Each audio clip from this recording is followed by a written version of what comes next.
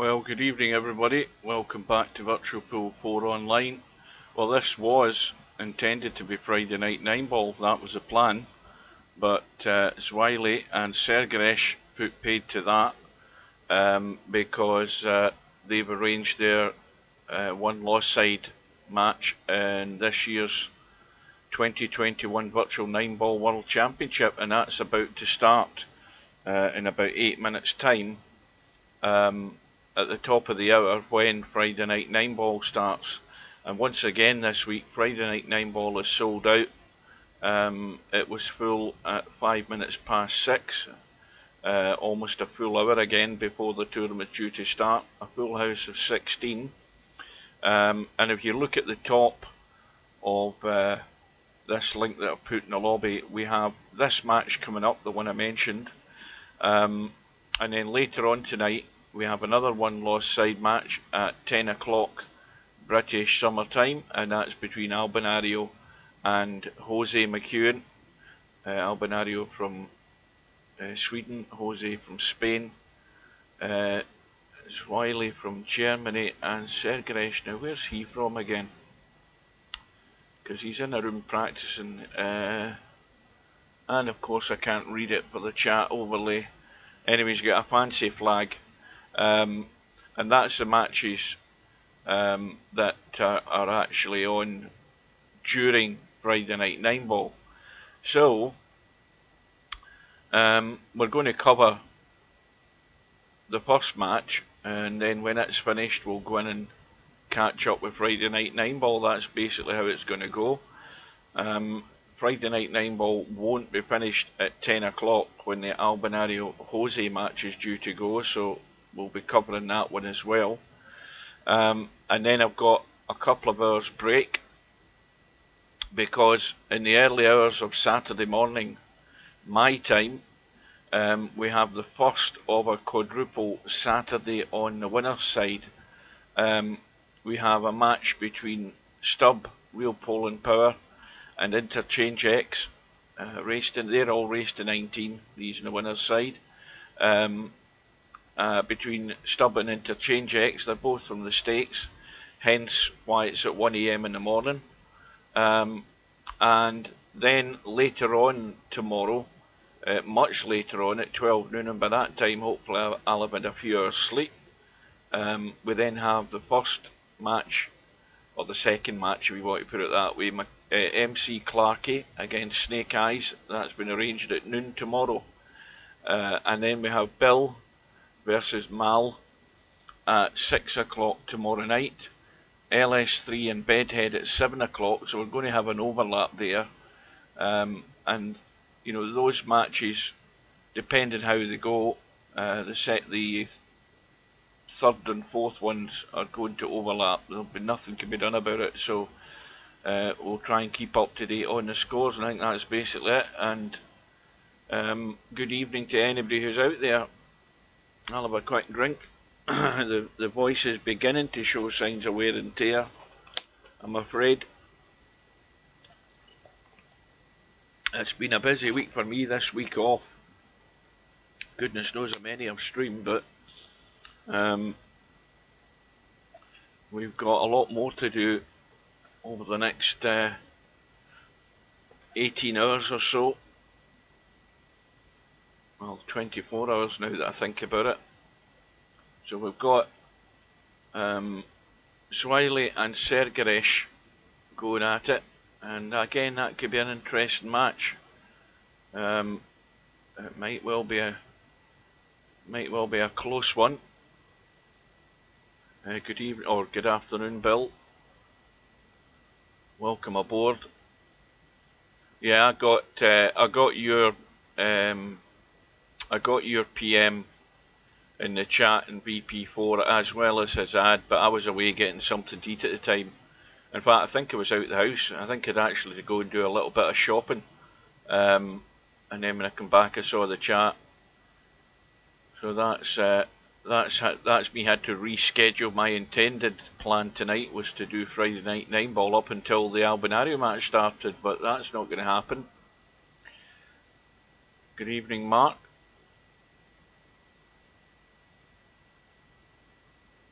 So we're still about 3 minutes or so away. Well, I would reckon that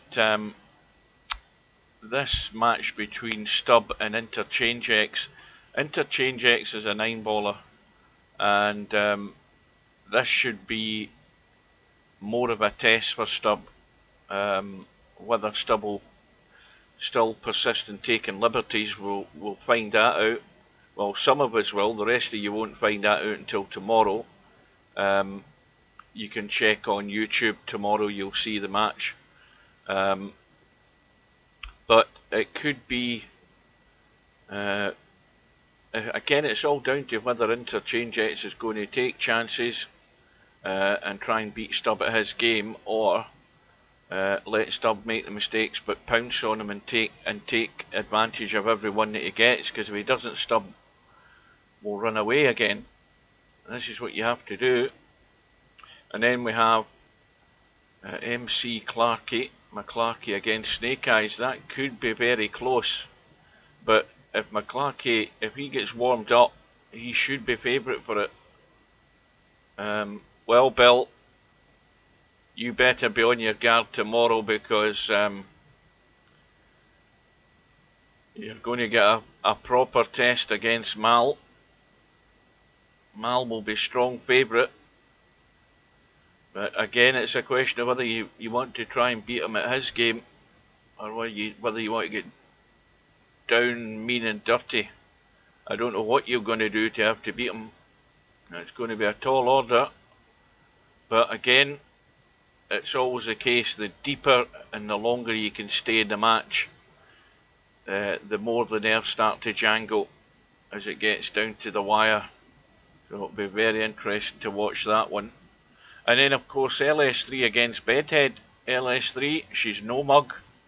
But then once again, it's up to her to take all the chances she gets and don't start gifting racks. You don't want to help your opponent. And Bedhead's been looking pretty solid. So it's going to be a few tough, interesting matches tomorrow to look forward to. And I hope you can join me for some of them. I'm not expecting everybody in the UK to sit up to 1 AM in the morning. Anybody with common sense wouldn't do that. Unfortunately, I don't have common sense. So, we're at the top of the hour. Just about there. And, of course, the bracket for Friday Night 9-ball's already up, because it's already been full, as I said earlier. And we're just waiting on that bracket going up. And also the match between Zwylle and sergeresh, and we'll get in there straight away. I might need to change the cloth colour again, I can't remember. Welcome, Albi.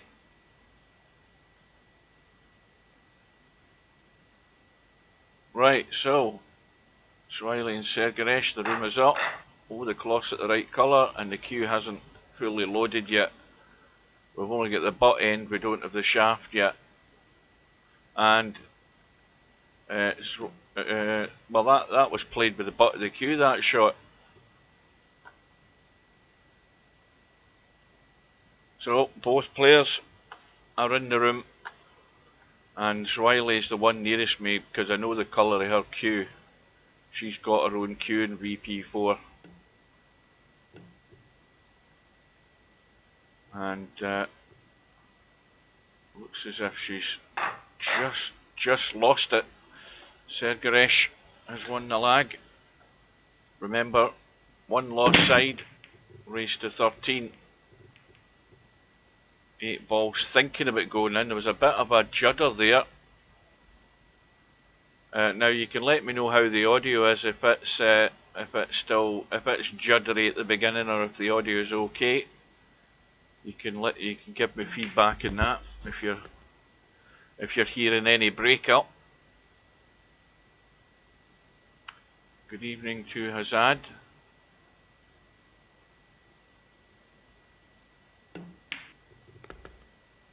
So sergeresh has the first chance, and it's a good looking table. It's got to be out.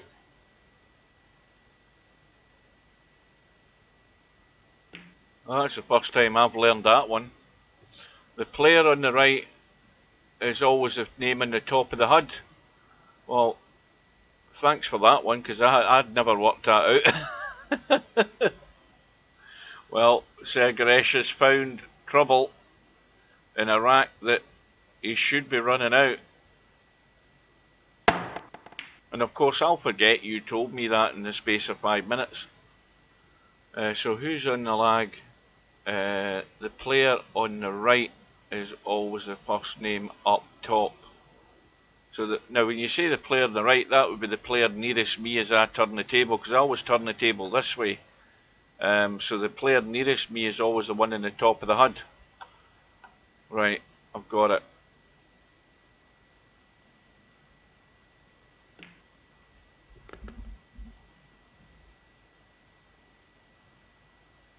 So, Sergeresh has blown the chance to get off and running, and Zwylle has been gifted the opportunity to take that first rack.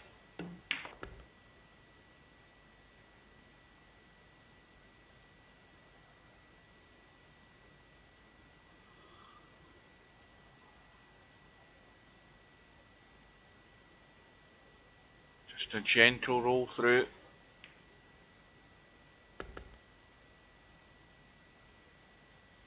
Again, looking at the rating, they're evenly matched. And that rack, there's a very, very slight tilt in it. And there's the bonus, the first golden break of the night. And again, right after winning that first rack, that's a big bonus with the 9 ball in the break. 8 balls going across table, it's gone in, but no shot on the 1. It's locked out, easy enough to kick it. Now, can Zwylle kick it without scratching? That's the problem here. If she's going to try and kick it, maybe just try and knock it in and get it out of the way and leave it safe next to the 2. That's not a bad shot. That will do nicely.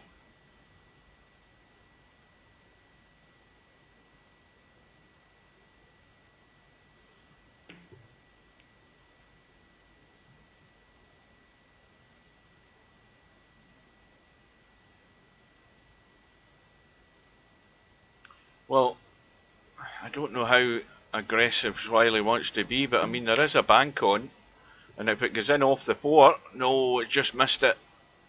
And how's her luck? I think her luck's pretty good. That's dead safe on the rail. This might be just a roll up to the 2 for the double kiss.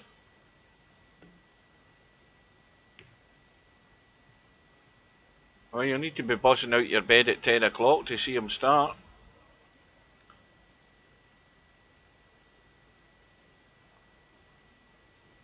I'll be up for it. I'll see him start. I don't know whether they're going to have an afternoon session with this bloody funeral on tomorrow, because that'll probably interrupt coverage of the snooker.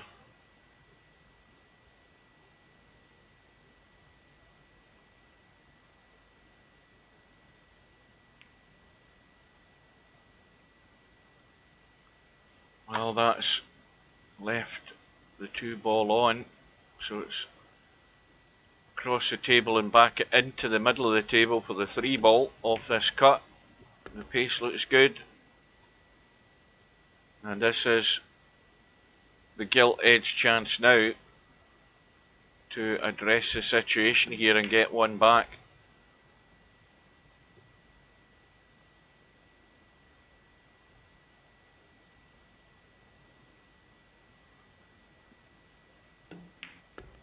Plenty of room between the 7 and the 6, but look at what he's managed to do again. He's got himself out of line again. He's got room to jump this time though, but that's twice. He's finding the spots you don't want to be in. And there was loads of room to take evasive action there. And now the cue ball's going to be running. This is a thin one on this 6 ball into the middle.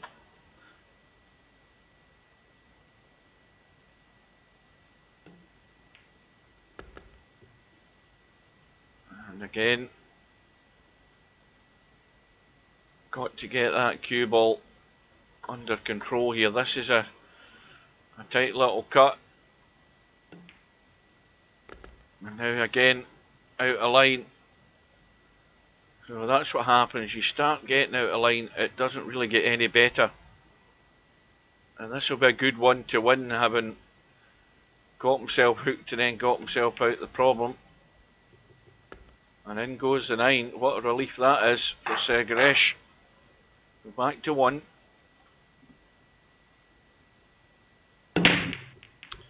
I've actually got the, I haven't got the tournament bracket up behind here. I've got the Friday night 9-ball one up so we can just keep a tab on the scores. Well, there's a surprise. I thought, aye, Larry's getting, in fact, there's a surprise. Capo's getting 6 and out and not 5 and out, which is a bit of a surprise.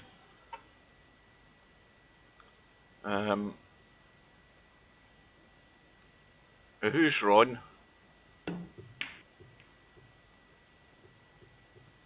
What, is that later on? I don't know who Ron is. Who's Ron?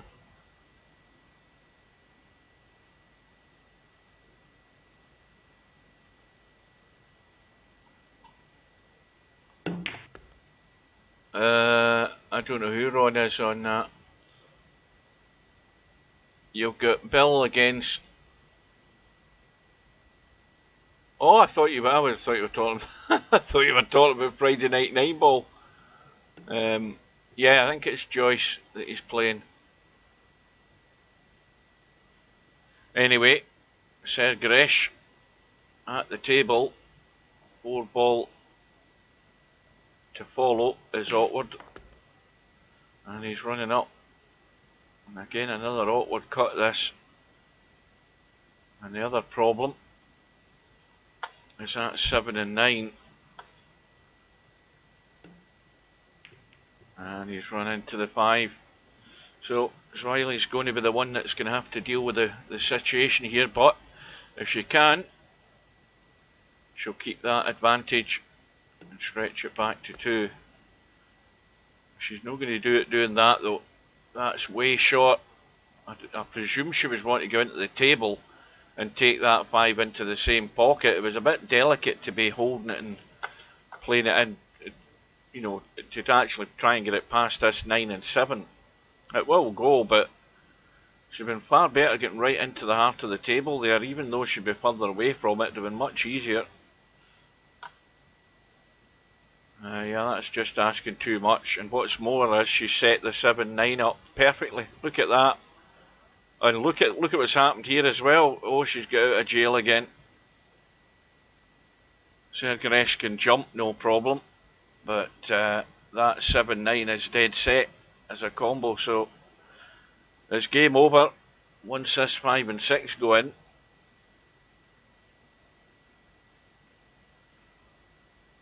Big shot here for Sergeresh, and he's trying to get it, did his best there, and that's actually, well, the only thing it has done is offset the combo, and the 5's gone reasonably safe. So this is anybody's, this one.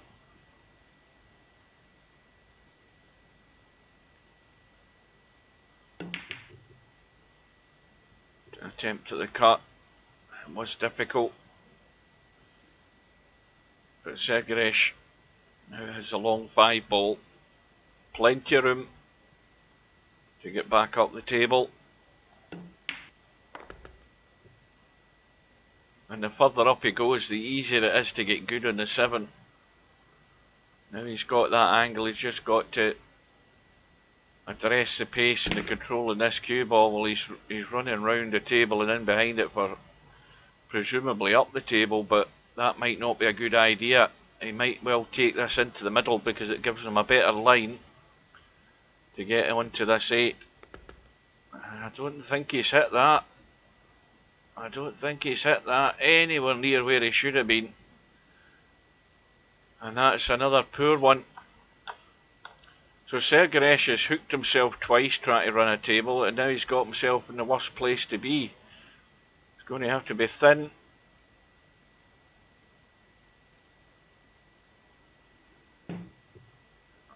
That's not going to hold up. And that is a chance gone again. And Zwylle will be able to stretch the lead to 2 again.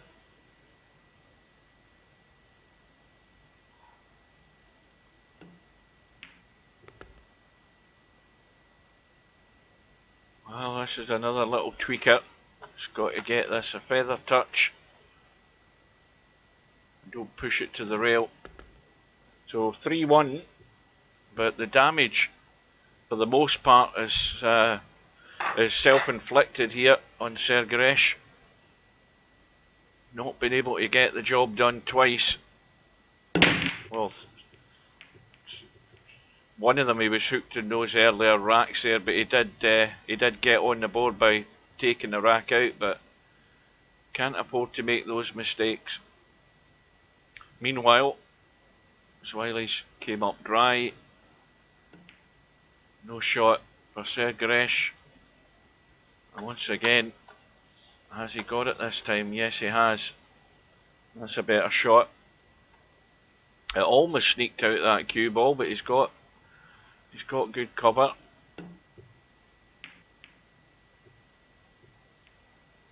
That's not a bad result when you're kicking it. You just need that bit of luck.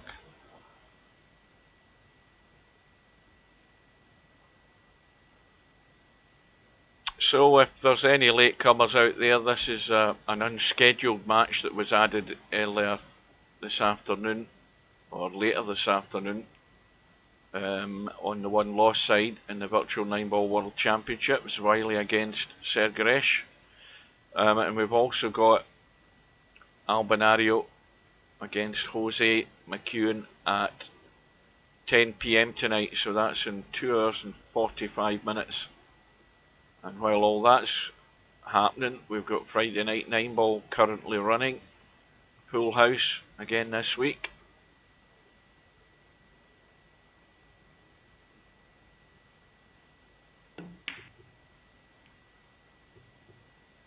And that is another cracking safety by Zwylle. Zwylle, we'll call it. That's a good shot.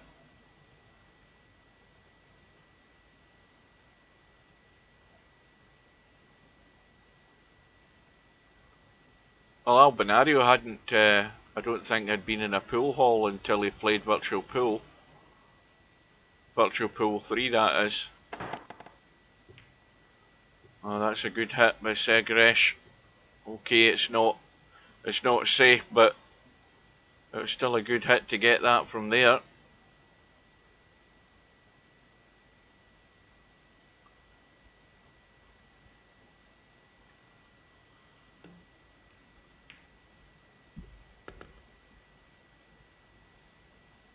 But once again though, these are the opportunities. If you're going to be going deep in the tournament, these are the opportunities you can't waste. They all have to go.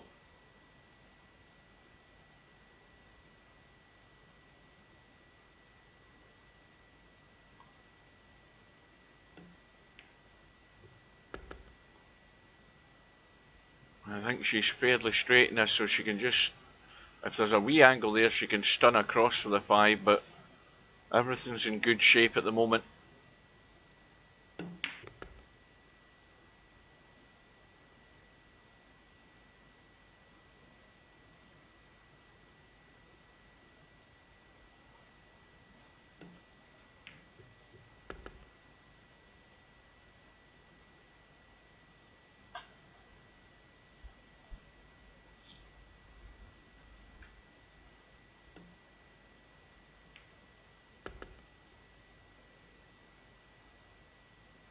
Well, this is still got to be played properly.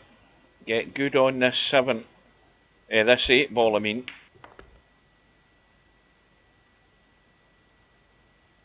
And that pace is fine, because that allows Zwylle just to drop in behind the 9 up the rail. You can just drag off this 8 ball or bounce onto the bottom rail and into the inside here on the right hand side. Well, she's going up the table. You've got to get there though. See, that's the problem with that shot. If you don't get there, you're putting yourself under pressure. You should have just been inside that below it and rolled it up the table. It was just as easy to do that than it was to get yourself up there. And this is now a tester, but in it goes.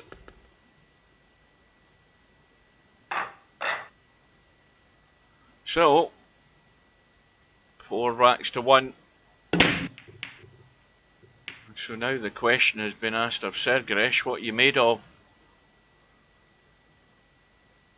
Zwylle's came up dry again, and again, nothing on.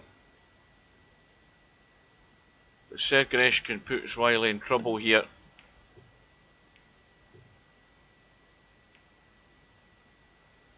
And, well, that's gone a bit pear-shaped.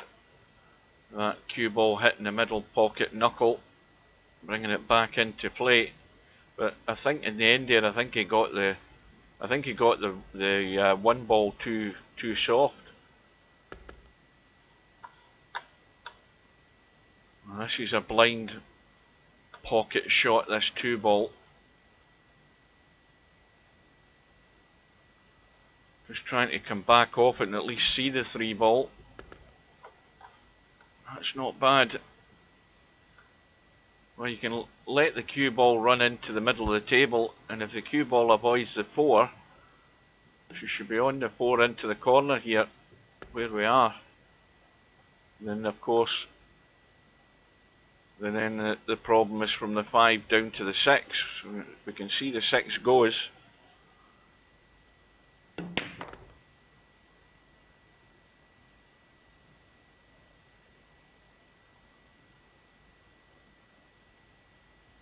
Well, that's not a great shot. She's nailed to the rail, and this is where the problems start again. Getting that control from there. Had she been able to get the cue properly on that cue ball, she probably wouldn't have ended up there. And now the other problem is, does she go all out for the pot and try and thin it and risk scratching in that middle pocket? Wait to get my line working. She's gone all out for it and scratched the other corner pocket anyway, so that's how to get yourself in trouble. And the problem started by ending up over here stuck to the rail. And that's how you give racks away, by not getting the job done, by finding problems, and by unforced errors. So it's a get out of jail card again for Sergeresh. Well, he sort of chickened out of that one. You'd got to be, he was a bit kind of draggy and not go through with the shotty type shot there. I mean, this is horrible at this distance.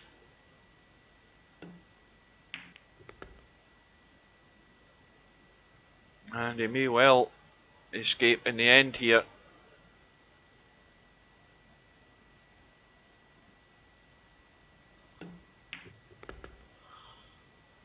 And that's one that's got away for Zwylle. She should be 5-1 up, she knows it. But it's a 2-rack swing.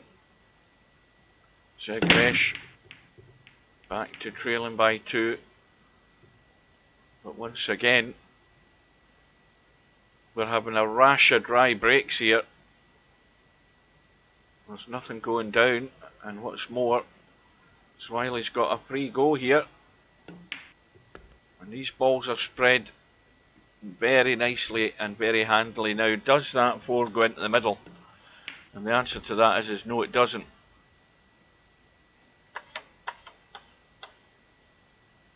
So, a good firm stun and up the table, but the problem with that is it's a bit of a cut, so she's decided to leave it long, which is probably the sensible one. And then again, if she lets it run, the cue ball's going up to here for the 5. It has to go far enough, unless you're going to dig and hold it for the 5 in the other corner.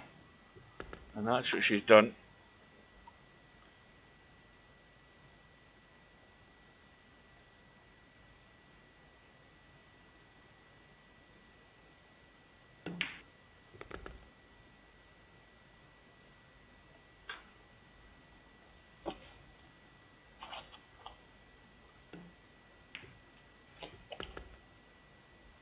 Well, this is the one that's make or break. we know what happens with these balls when you hit them firm. If you don't get them flush, they're going to rattle, they're going to stay up, because you need to put power into this.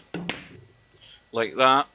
Well, it stayed up, and it's gone safe, unless Sergeresh wants to risk the bank.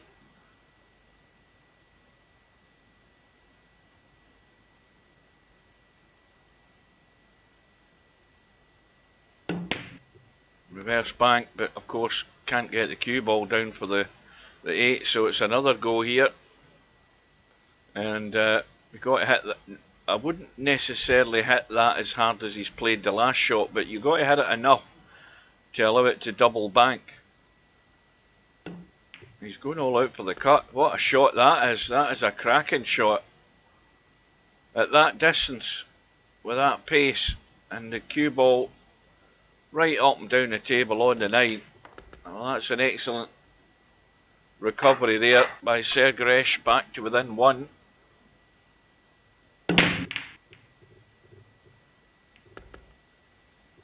And look at this 2-9. What a bonus for Sergeresh now. And I think he might be all square here in a second or two, because if he can just draw off that 1 and get himself fairly good. Well, he's running through. He's got to bounce though. Is he going to billiard it in? Well, that was not the greatest of shots in my opinion there. I think that, is that going to be... Yeah, he just got it. But there we go. 2 minutes ago it was 4-1 to Zwylle. Not much more than 2 minutes, and within the space of that 2 minutes, it's 4 racks all. That's how quickly racks can start leaking away. And well, if you get a bonus combo early on in the rack and get it over with, it certainly moves the scoreboard along. Talking about scoreboards, let's have a quick look at the first round bracket here. We've got Bill at the top there. He's trailing 5-3 against Bankster. Bankster getting the 5 ball. Larry is 5-0 up against Capo. So Capo's probably banging but not getting much joy with his 6 and out. Potman is 4-2 up against Christian. All square with DJ Simon and John Boo. LS3 is trailing 4-3 to Semi-Pro. Stubb is trailing 3-2 to Spectre Dawn. DJ Redo is 3-1 up against SD92. Columbus is 3-2 against Chase 1 around. Now, it has to be said about SD92, he hasn't hidden away since Albinario thrashed him 13-0. But he's now 4-1 down against DJ Redo. He's out for Friday night 9 ball. Anyway, good evening to Cobra. So Sergeresh now from 4-1 down, and provided he can get up top of this, well, once he comes back off the 6, could be going into the lead.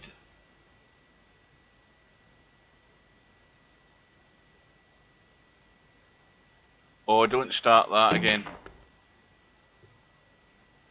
As I said earlier on, there was a full-blown rant in the lobby last night from you-know-who, and he was going on about whether he should play Shooters Pool Pro, and he's going on, and he's saying that we're all saying that it's somebody with multiple profiles. Well, whether it is or it isn't, there's nothing we can do about it. But he ranted on for, it seemed like 2 hours, and of course, needless to say, my name was mentioned to the point where I just said I'm not interested. So talk to support.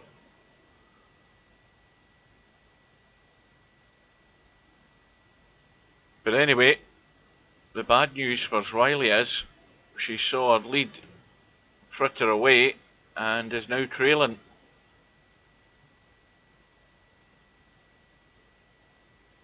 But not the best of safety shots there from Sergeresh.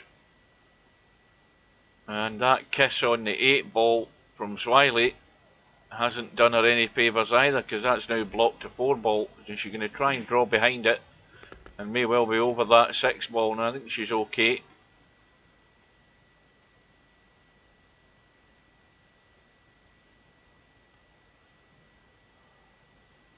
I've actually changed the chat lobby to that charcoal colour, and I've reduced the text size in case you think there's anything slightly different.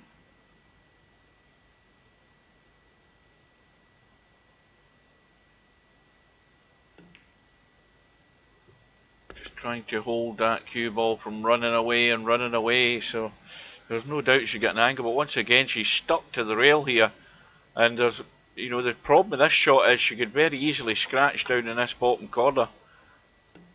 So she's just trying to get down to the middle pocket or thereabouts. Down there would have been perfect. This is another tester. But you get it's full focus on the 7 ball, because you've got to be on the 8. And once again it looks pretty straight, this 8 ball. Well, I suppose if you get the big draw into this and come off the bottom rail, you've got to have a shot in the 9. Well, she's trying to be delicate here, and again it's down below, and it might be the chance is gone again, because you don't want to have shots like this and the cue ball running all over the shot. But this is a big pot, this 9 ball.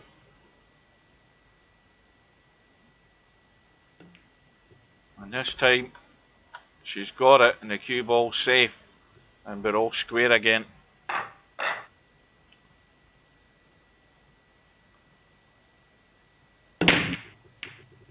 Well, that's a good break.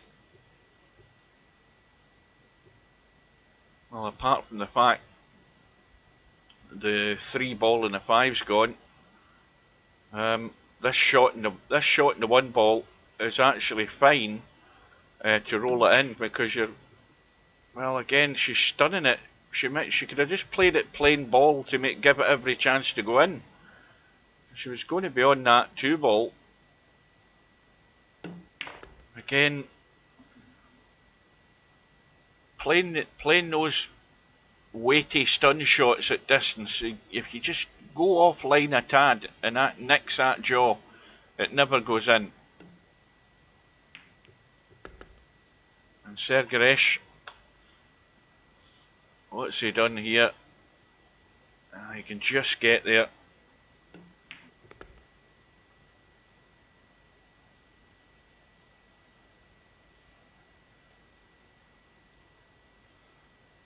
But this is looking very like another rack that's going to drift away from Zwylle. She had her chance.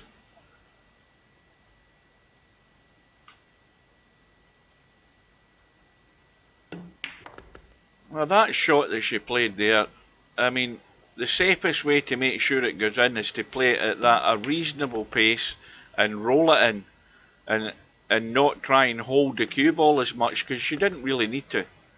And playing the stun is, in one way, of course, it's the right way to keep control of the cue ball, but in these tables with these pockets, you know how accurate you have to be. They will not go in if you're hitting them offline. They've got to be flush, or they just simply won't go. There's no give at that pace.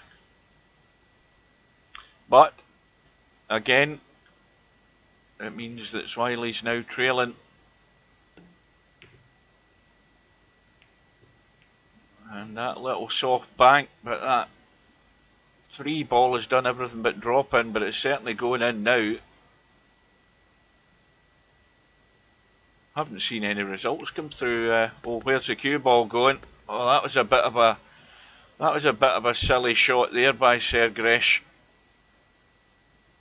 And that, well, this is like an early Christmas present for Zwylle. She's got to get her head screwed on straight here, and having a quick look around the table there just to get the image in her head as to where she's going. which is always the right thing to do. You have to be aware of where all the balls are on the table. It's not, I mean, it's never the first time I've came to a table, forgot the 4 balls still on the table and went ahead and potted the 5. You know, you've got to look at all around to see what's still on the table and where they are when you end up getting ball in hand. You might be picking your nose at the time and not looking at the screen, and suddenly you've got ball in hand.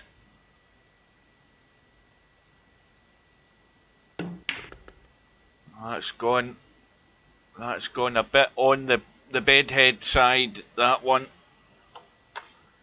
And this is another testy one. It can't go to the rail. It's got to go flush. See, it's gone to the rail. Is it going to get there? No, and that's the problem. You must get that.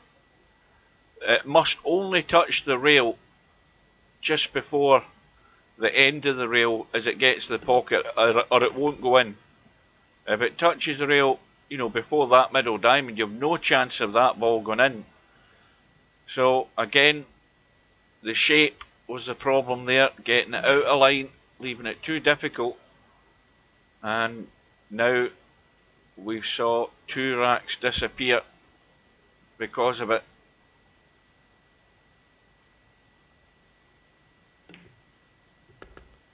So Sergeresh, from the slowest start, from 4-1 down, now has the cushion of 2 racks and 2 balls in the break. The 5 is one of them. The 6 is another one, I think. And, well, it looks like a bank, but run the cue ball out into the table for the 2 in this bottom left hand corner. He's gone the other way for the reverse bank. It's gone in. That's a good shot. Now, what do you do about the 3 ball? Bear in mind it's not going anywhere fast unless you can get really, really sweet on it. I mean, you could try the billiard off the 3 onto the 9. I reckon you need to hit this fairly firm to get that cue ball to get to the 9, and in it goes. In it goes. And that's a quick one. And it's a quick one that leads Sergeresh to a 3 rack gap now. And what was looking a good start for Zwylle is all a distant memory. Because if she's not focused now, she's not going to get the chance much longer. Trailing by 8-5.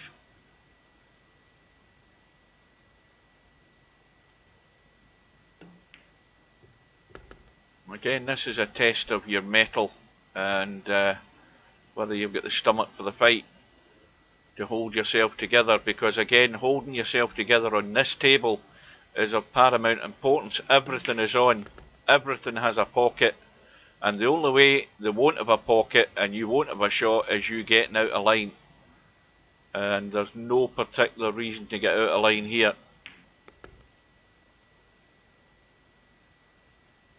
So the first important shot is going to be from that 5, and again she's gone dead straight, pretty much straight. You know, this is where you have to then, because of the angle she's got, it's not straight, but she's going to have to move the cue ball out, and she's got control of it with that little stunny draw. It's not one of these big juicy draws, it's one of those little stunny draws, and that's good control.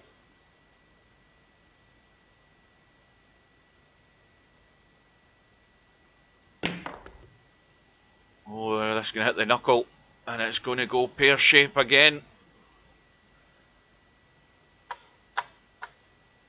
Oh dear. Well, the cut's on. It's 100% for the cut here.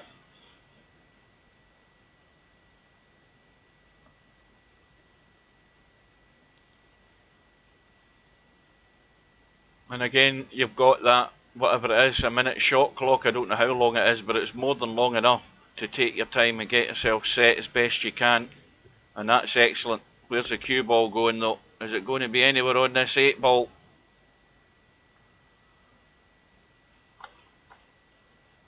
Well, it's got to go long. I mean, I'm not convinced I would even attempt that into the middle. I would have to go up the table, and if you get the pace right, you're going to be over here and on the 9. But maybe if you punch it down the rail a wee bit, or if you just baby it down the rail and come across. See, that's gone to the rail too soon again, and well, that's, I mean, it's not snooker, but this is nowhere near anything easy for Sergeresh, but it'll be another sore one for Zwylle, because it's another one that she cannot get the job done. And Sergeresh looks as if he's going to take full advantage, and that's what you do. It's what you have to do. Oh, that was a bit of a rush job. And Zwylle gets an unexpected second goal, but once again it's finished ugly. It's horrible. But you've got to see that line and play the shot, and not hit the replay button. I mean, why Zwylle's been playing VP for 20 odd years and not remapped a replay button is beyond me.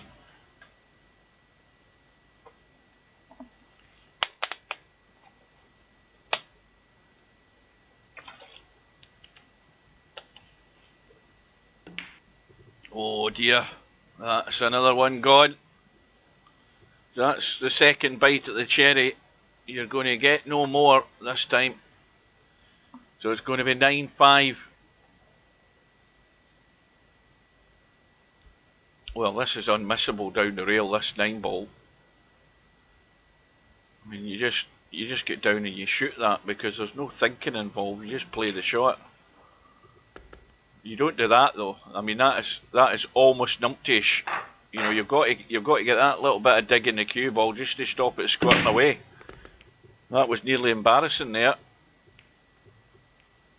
But no matter how it's done, it's gone in, and it is 9-5, and it is crisis time for Zwylle and her chances of survival in this tournament. But that ball in hand and the 1-9 combo would go down very nicely at this point in time, but it's not to be.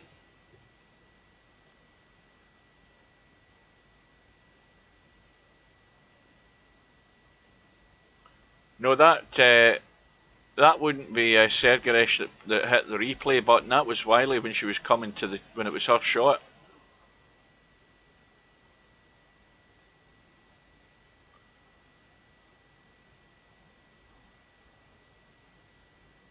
Right, I haven't seen any. Has anybody seen any results going up by? I haven't seen anything going up in the chat in here.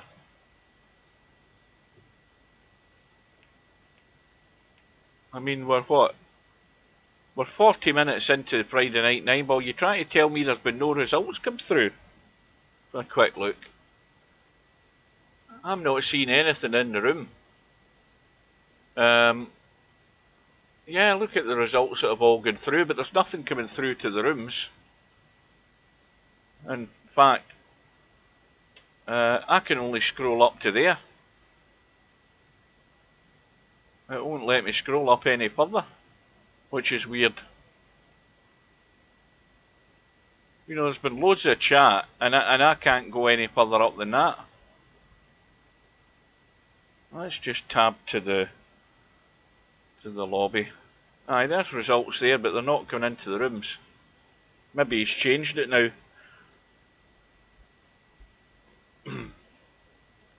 Maybe that's the way it's designed to be now.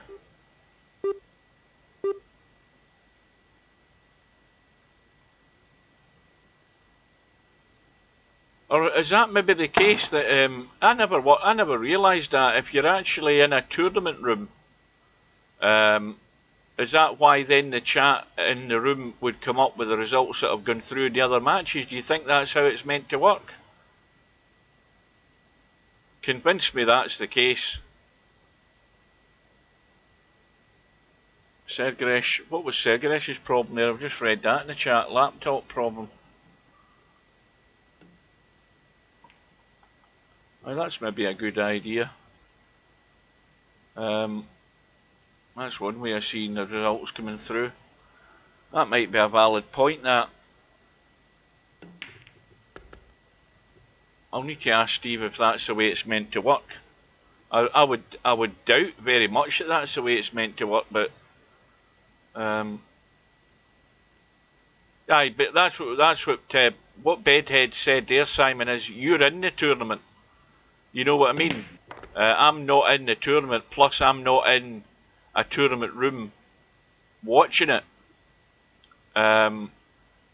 So that's why I'm thinking, you know, I'm not seeing any results coming up on the room chat, because I'm in watching this this match with Zwylle and Sergeresh.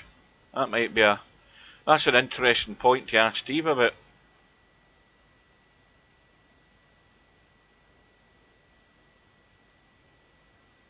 Because I mean, I wouldn't be surprised if I told him that and he said, no, that's not how it's meant to work. Well, I'm certainly not seeing them, and you guys know that they're not coming in, because we've seen that. There's nothing coming through on that at all. What was that about Stub Inspector Don?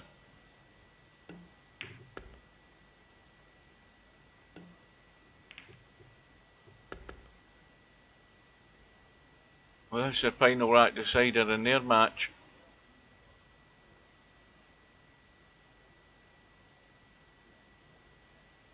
Well, this has been on for coming up in 45 minutes, this match. And that shows you how long it can go.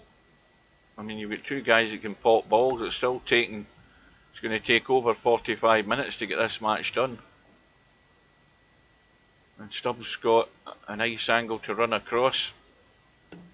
And then he's just going to have to leave that 7 up into the top right. Again, he's got the perfect angle on the 6 to get behind it.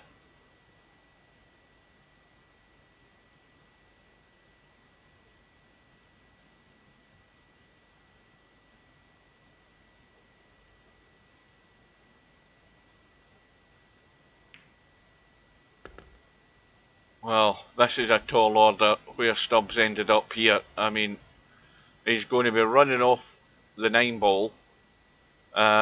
He's going to have loads of running on this cue ball to get anywhere near the 8.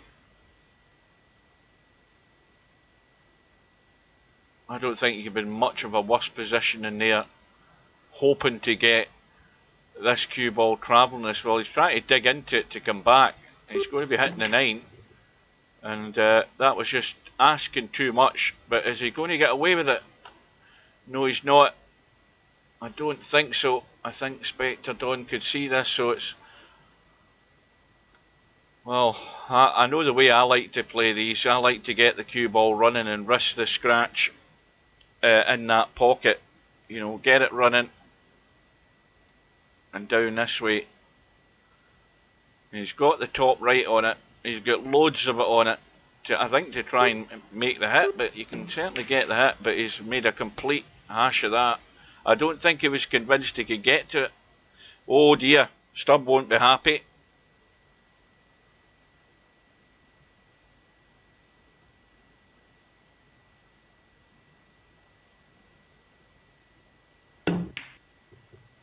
Well, he's got the hit. How's his luck?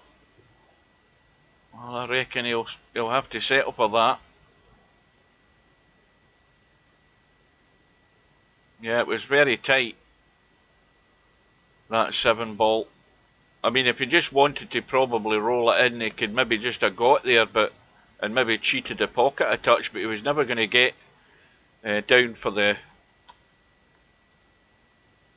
last ball, or whatever ball it was he was trying to get down for. I can't remember. But anyway, if Spectre Don rolls this in,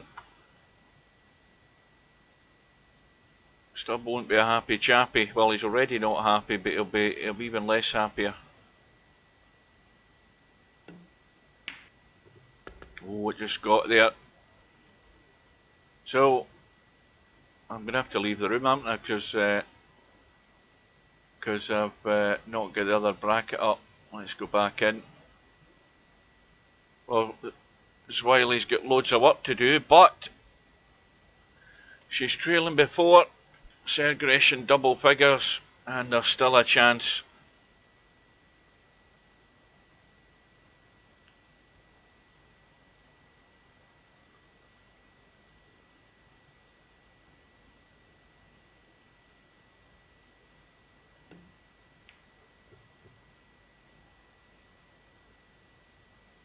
Well, that's not bad, because obviously if you're going to hit that edge of the one that's shown, you're very likely to scratch. And look where the 9-ball's sitting, you know. sergeresh needs to keep the cue ball above that one, but he's now scratched. But Zwylle can't get the cue ball behind the one to play the combo in the 9. Well, she's having a look at it, but that's never going to happen. And then, of course, the other issue, the major issue, is look at where the 2-ball is. There's absolutely nothing happening there.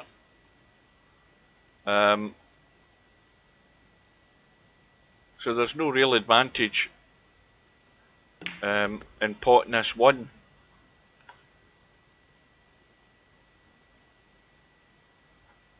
Well, what do you reckon's going through her mind here, looking at this 2-ball? Trying to chip it to the rail, kick the 8 and catch the 9 and knock the 9 in. But that looks as if the 8 would go too thick to the 9 anyway, and the 9 would come off the rail. That's an ambitious combo if ever I've seen one.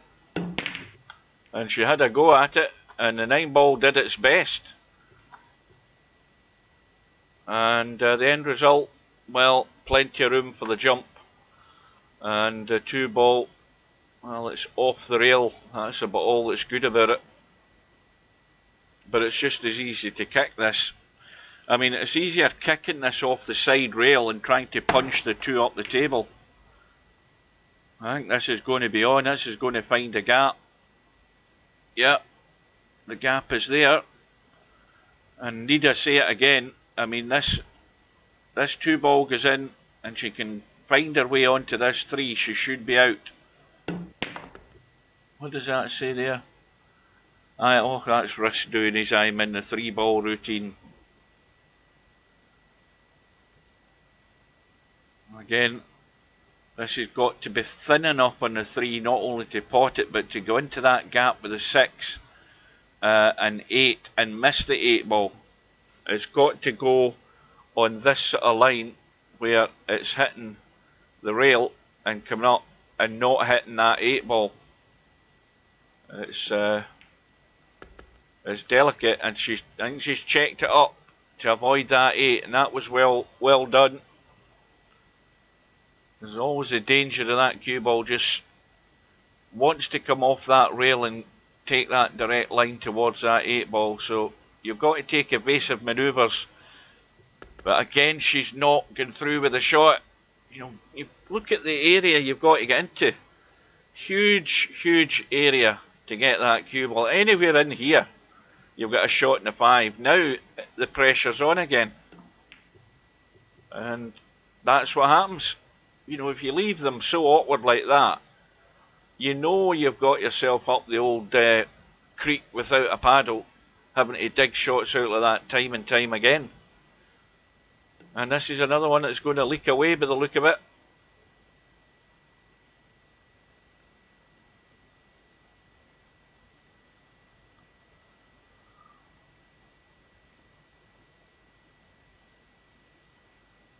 So this match has been on for 51 minutes.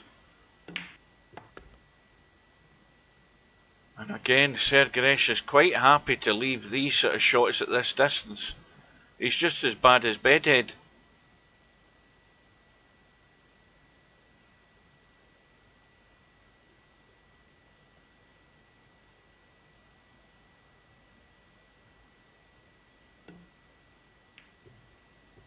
And again, as the saying goes, if you go to the well too often, sooner or later you're going to come up dry. And, well, Zwylle, this has got to go.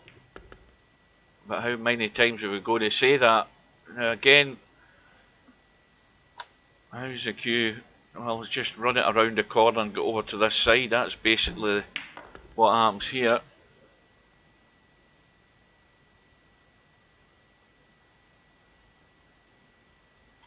So,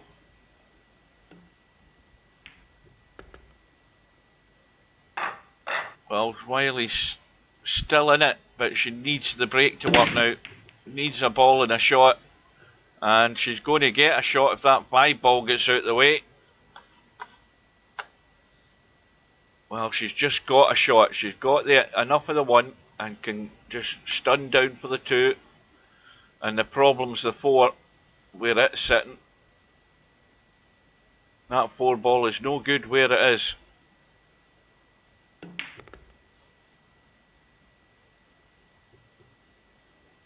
And that's no good either, because she can pot the 2 but can't do anything about the 4, I don't think. She might try breaking it off the 4 to make the pot, and she has done, and now needs a bit of luck and isn't getting it.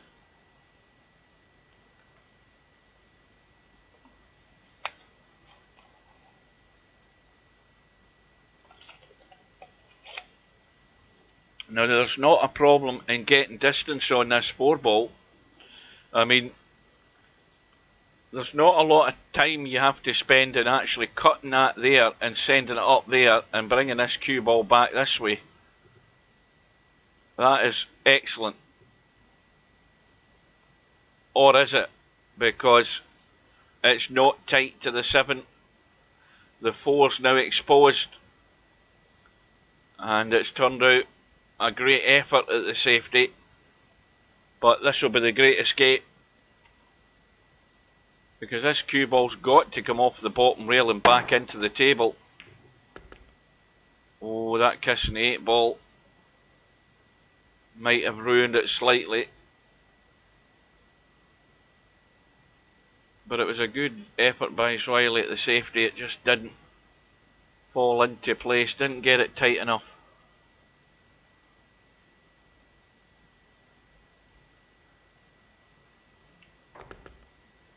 But another excellent pot. It's going to have to be the bank this time.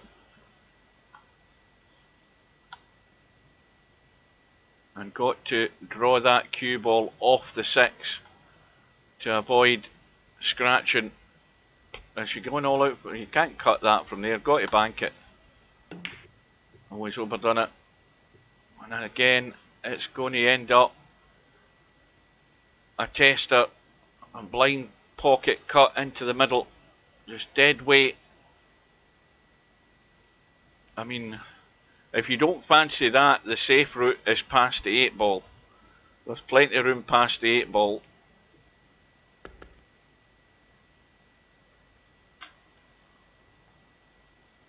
Well, is there life in Zwylle yet?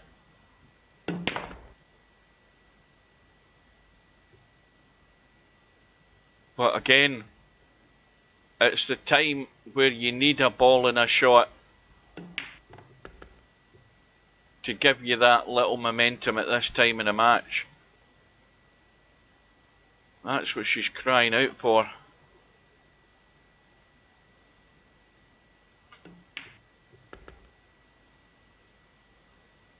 So back to within 2.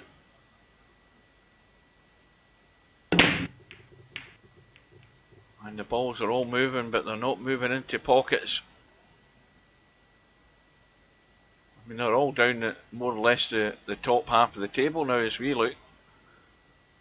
And Sergeresh, again, the jump cue is going to come to the rescue. 2 balls right down the bottom of the table here at the top of the table.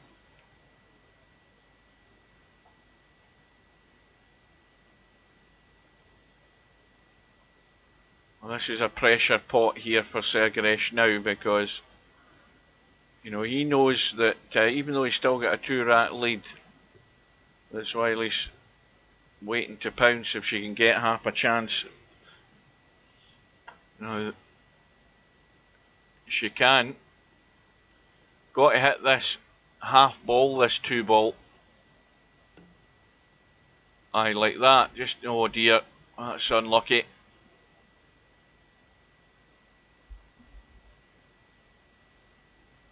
Well, you've got to just hit and hope.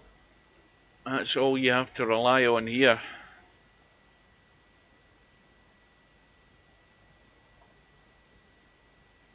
The old jump stick routine again.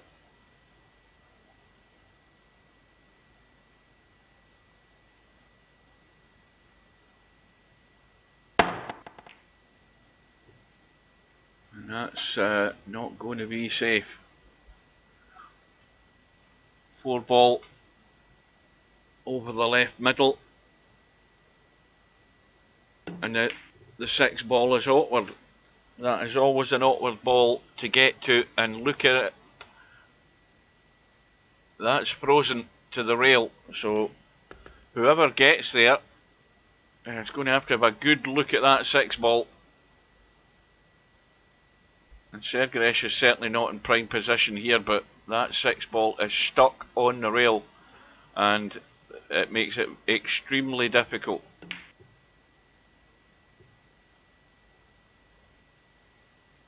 You know something, if I wasn't in any reasonable line in that 6, I'd much rather play a safety than trying to send it in. Well, you say whoever makes the 5 loses, and that is probably a weird statement, but you're probably right, because the 6 ball is so bloody difficult where it is. You know, you're obviously going to have to play the 6 ball next, but I'd be more inclined to play a safety off it than actually attempt a half-hearted pot on it, because it's stuck there, and of course if you don't get that perfect, there's no way it's going in. Not a chance that 6 ball's going in, unless you're stuck to the rail beside it. And the other problem as well is if you ended up there on it, the chances are it's going to catch that point and end up out in the table. Well, it's going to be Sergeresh that's going to try it, and well, good luck to him if he gets this, because we know that it's frozen to the rail, and any touch on that is going to bring it out from the rail, and that's a great shot. That's excellent. Okay, the 7 ball's not a gimme either, but he didn't spend an awful lot of time thinking about it, just got on with it.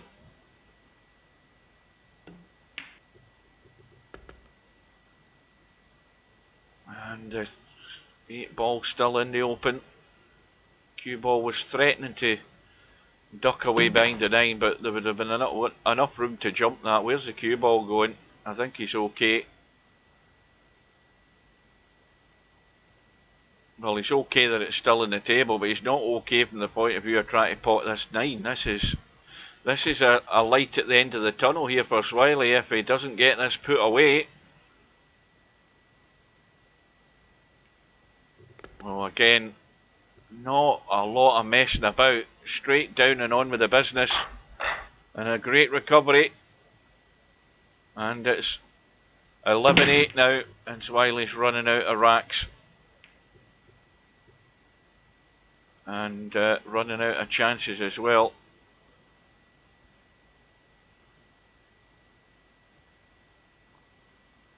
Well, it was a good shot on that 6 ball. I'll give Sergeresh that one, because they're so difficult to get that hit point on them where you're not punching it off the rail and bringing it into the table. You know, keeping them flush in that rail is difficult. But anyway, that's all done and dusted. The scoreboard's as it is. It's 11-8 to Sergeresh. Zwylle at the table with a combo. And that's not got the pace to get there. Had it had the pace, it would have been in.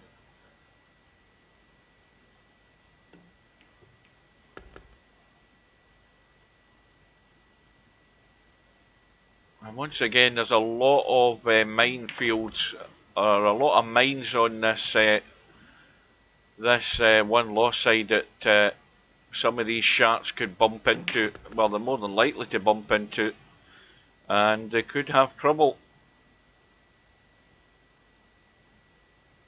And Sergeresh has potted some nerve janglers in this match so far.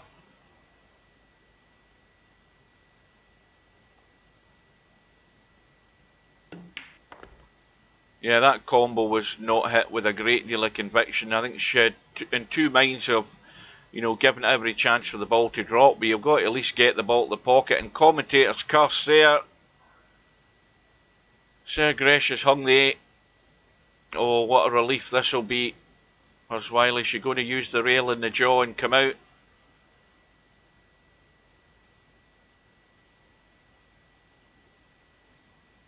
Well, she's just going to try and draw it out. And she's come round the angle. She could end up nowhere. Oh dear. Just when you're wanting a break, when you want a decent no-miss shot, she's ended up in no man's land again. Where do you go with this one? You know what? I would actually go for the bank, because it at least gives you 2 chances of it going in. I would just go up and down with the bank. And that's not going to get there, I don't think. No, chance is gone. And this is certainly going to be a bank. Is Zwylle's chance gone? I think it probably has done after that. And the 9 ball wipes its feet, but it goes in. And Sergeresh is 1 away. Ball in the break, 2 balls in the break, 1 ball's going safe.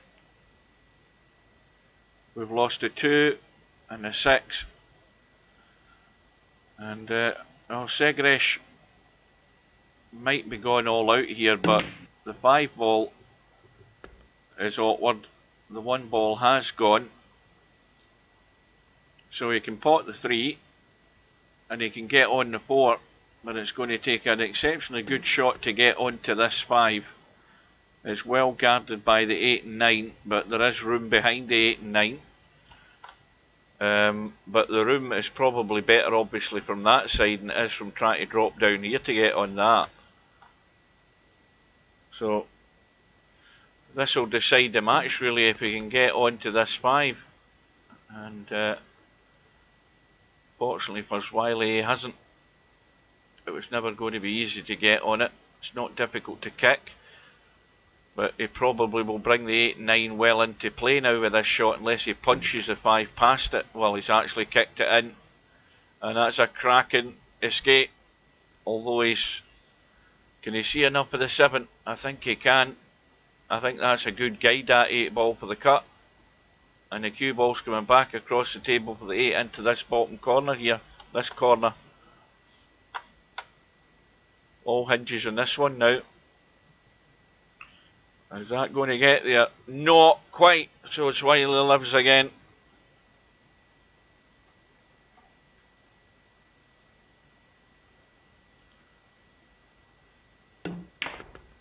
Oh dear. Well, I'm not convinced that she was that convinced herself on that 8 ball. And I think she's almost, almost certainly resigned herself now to defeat, but she didn't give it a great chance here, where the cue ball ended up getting it out into the table to leave a half decent bank. And then goes the 8.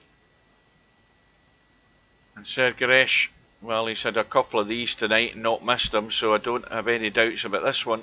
But this to seal the match by 13 racks to 8. I wonder if that'll come up in the rune then.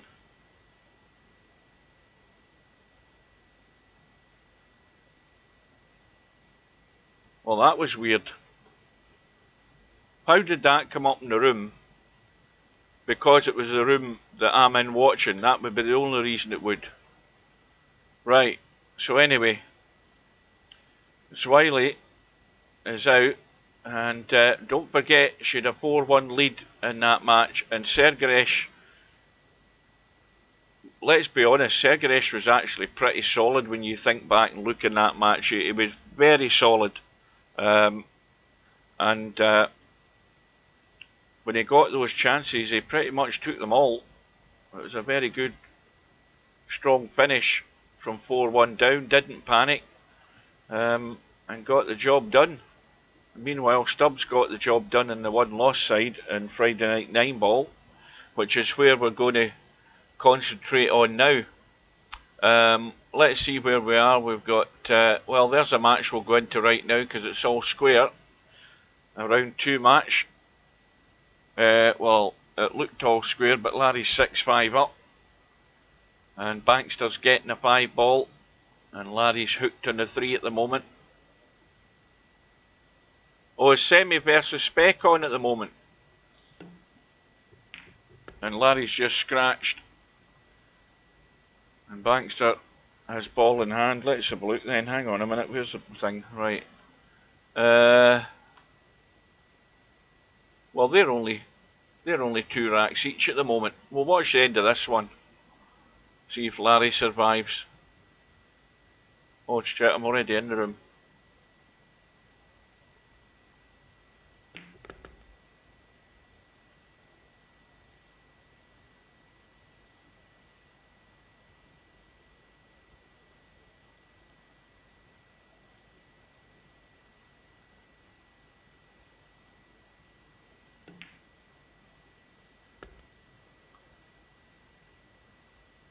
Well, that was actually the best that Bankster could do there with the angle that he had in that pot, because he had to just try and leave himself the bank on the 5, because the 5 wasn't going to go anywhere else.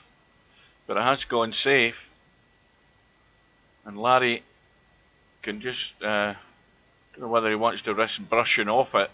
He could just brush into the 9 doing that.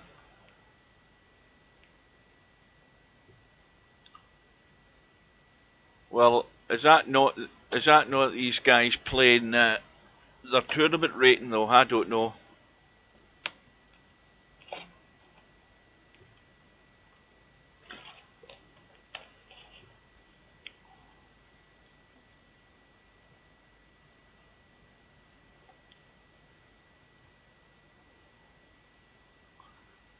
Well, it's all going to hinge on the 5 ball. And Larry's survival in the winner's side is going to hang on the 5 ball. And that is a clever little one from Larry.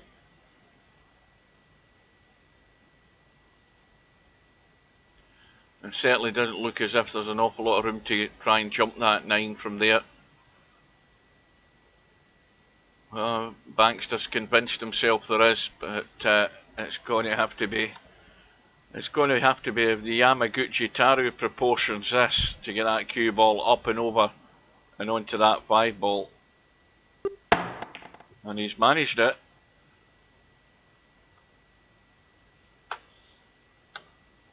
Well,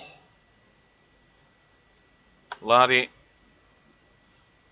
may well be all out for the cut down the rail. I don't know whether he's going to try and drop this into the middle. It is really, really tight.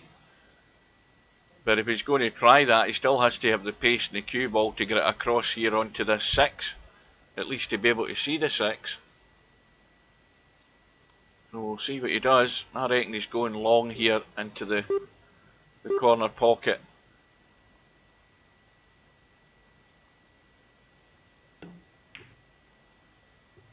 And the 5 ball's held its line, but of course that was always going to be the issue, has been able to see the 6, and now Larry's put himself on the line here, because if he doesn't get the hit and get it safe, it could be all over.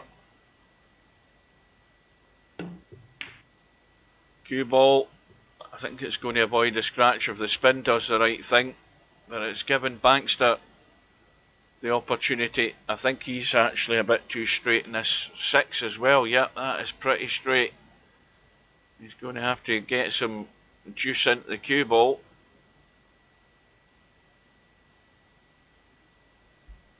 And he's trying to stun as much out of that as possible.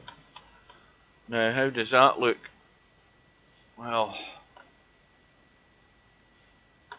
it will cut into the middle, but you've just got to let the cue ball bounce up and down and see if you actually get a sight in the 8. You're going to have no idea where the cue ball's going to finish. I mean, you would want to take it into the corner, but the cue ball's perilously close to a scratch. He's tried to baby it in. He hasn't got it. And what's more, Larry can see it. Well, that was all your eggs into one basket there with that shot. It simply had to go, or at least get cover, and has given Larry his lifeline to take this all the way. Little nudge in the 9. Oh, he's ended up dead straight as well. And Larry's got the same problem. Trying to just work it with spin. And that's ended up very nice. So we are going all the way in this one to a final rack decider. Larry with the break. And there's the results popping up now. What the hell's happened there? Wait, no, Larry was 6-5 up. What am I talking about? I've got myself even more confused. It's after 8 o'clock at night. Yeah, all the results are coming up in the room now. Because they're all relating to that tournament. I can see the reason for that happening. Right, anyway. Let's jump in and have a look at the semi-pro Spectre Dawn match, because it's now 4 racks to 3 for semi-pro. It's a scratch match. Spectre Dawn at the table. And I think this is all down to the 5 ball. If he can get from 4 to 5, he should be home and dry, because again, it's always good to have the last 2 balls that you're going to pot adjacent to one another. It makes it so much simpler. Now,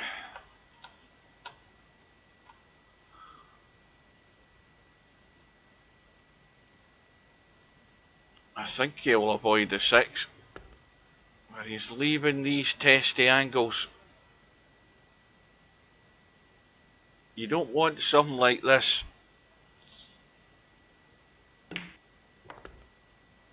But in it goes. And just a little drop off the side rail across past the 9. And we'll be all square in this match as well. So a reminder to any latecomers, this is some of Friday night 9 ball. We're going to have a good hour or more of this. We do have a second match tonight in the Virtual 9 Ball World Championships, and that's due to start in an hour and 3/4, or roughly around about that time, at 10 o'clock or 2200 hours British Summer Time. And that is going to be one lost side race to 13, Albinario from Sweden against josemacuen from Spain. And then we've got a match in the very small hours of the morning at 1 AM on the winner's side. Big match between Stub, Real Poland Power and Interchange X.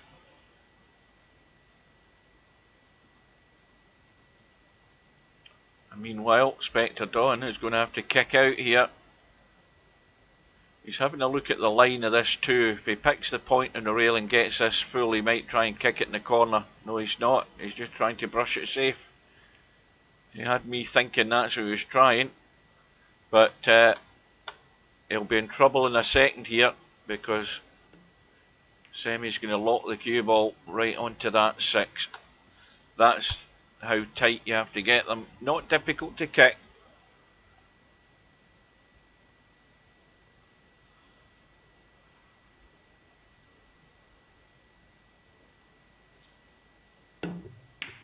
Oh, that's going to double back, and it's just gone in. Well, what a result that is for Spectre Dawn. And he's got a big pocket there at the top corner off that 7 ball. Even if it hits the jaw, well, he's actually hit it into the 7 too thick. If he'd hit it into there first, it would have been in off the 7. But he got the 7 too thick.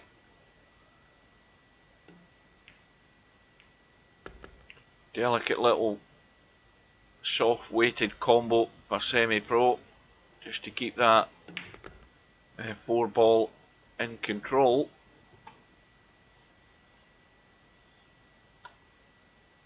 This probably doesn't want to end up in front of the 8-ball here.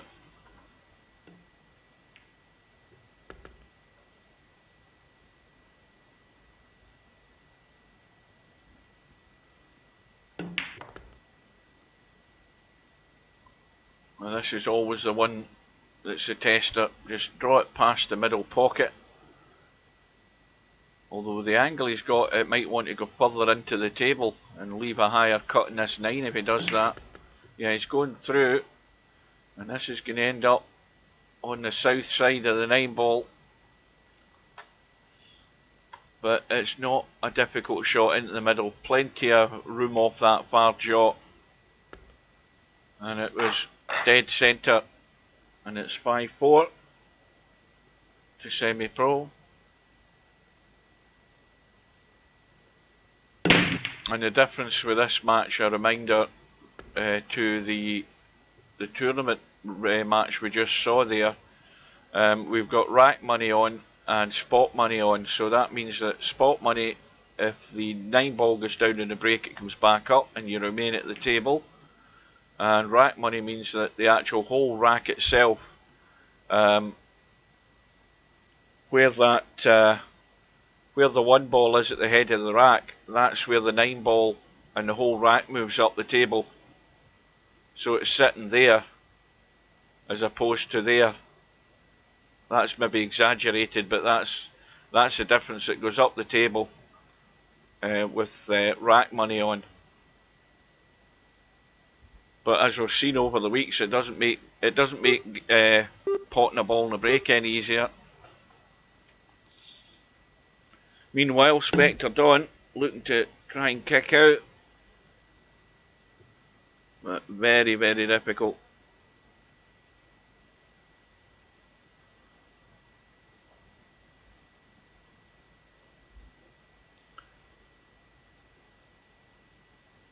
Now this is going to be awkward. Now, semi-pro is going to have to get really tight on this side rail to squeeze past that 7. Now let's see this. You know, he's going to run near this 5-ball. He's got to be careful here. It looks as if he's drawn to come back across. At least that. No, he's trying to just run out from the 5. I think he can just see enough. And likewise with this one, he's got to get the cue ball out into the table or hold it to the rail.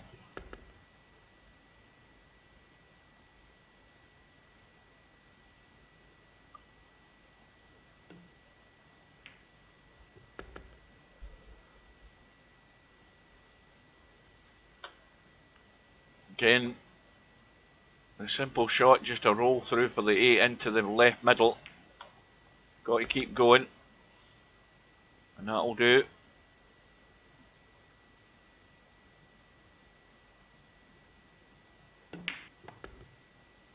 So we'll give semi-pro this one for 6-4. We'll have a quick look at the bracket, and oh, Stubbs already out. I never even noticed. Stubb lost his match to LS3, 4 racks to 2. And LS3 is already playing Potman in the next round on the 1-loss side. On this side, that's the match we're in. We've got DJ Simon playing Larry.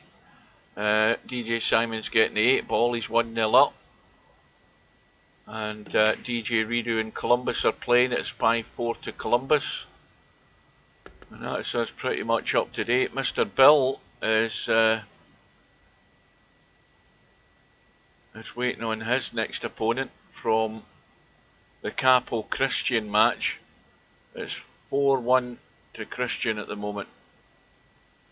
So that's it up to date. Well, meanwhile, Spectre Dawn now at the point of no return in this match, 6-4 down, and has to deliver. And it's going to be a bit of travelling up and down the table, off the 7, up for the 8, down for the 9. Looks so easy. And this is always the one that tests your control of the weight of the shot. He's more than likely going to go right. So it's just past the middle pocket. And that is ideal, that is perfect.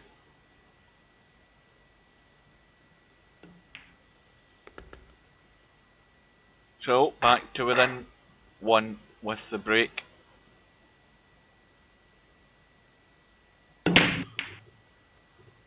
Three ball thought about it. Decided to hang around, and the break is right. Now what does Semi-Pro fancy here?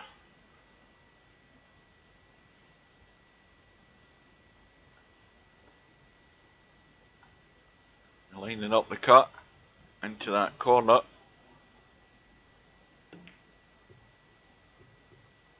Oh, he's hung it. I think it did everything but drop. And well, Spectre Dawn is going to have to he's going to have to inadvertently run this cue ball, because the one's too deep in the pocket. He's going to have to get to that knuckle and hit that one, and the cue ball may well come around the angles and out. But there shouldn't be an awful lot of pace on it though at that distance. And of course the 2's over the middle pocket. He's going to have to just go to the knuckle, and it's followed in. And that was always a danger, is trying to create an angle to make sure the cue ball went around the corner, but it was very, very tight in the pocket. And so Semi-Pro is working out what's the best way to try and get this done. So the 2 and the 3's not a problem, and getting the cue ball out into the table for the 4 isn't a problem. Getting the 5 shouldn't be a problem, but there's the problem there. That 6 ball is no use. He's got an easy snooker safety on that 6 ball if he wants to play it, if it comes down to it. Now I don't know whether he tried a little nudge there, because trying that and missing it, he's got himself out of line. It might have been better to try and play that off the 5.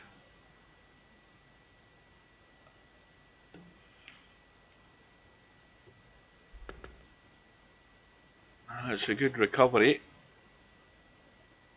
Oh, I'm getting really tired. I think this is needing a caffeine hit time. It most certainly is.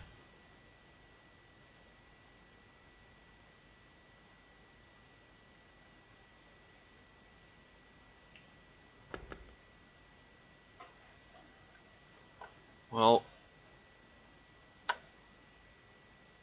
he's got to obviously make sure he gets to a rail.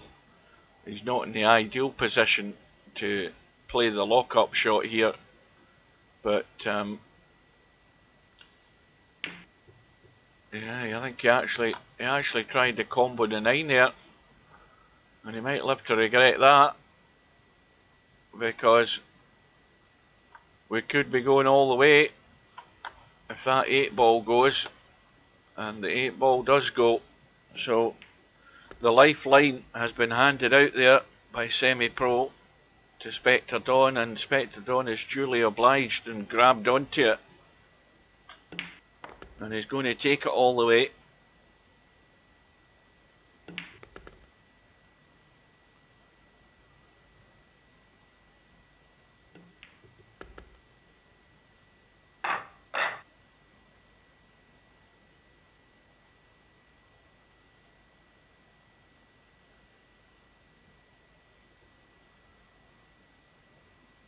So breaking from where the cue ball is placed, and the 5 ball has gone in, the 9 ball thought about it, it's run across the table.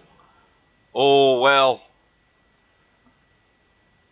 he's got a shot in the 1, the 9 ball's hanging over the middle. He's going to have to try and run the table. And that 3 ball is awkward. And he's more or less forced into trying to run the table here. And he's got no great angle in this 2 to try and get it into that 3. He's trying to check it in. And that is a good shot.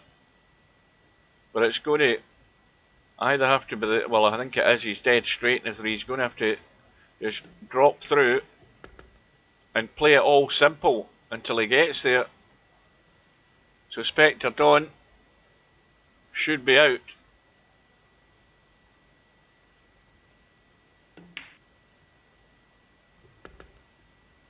And this is the one. Now, you know, even if he played this wrong, he could run into the 9 and pot the 9 off this 6. Well, he's actually played it a lot softer anyway.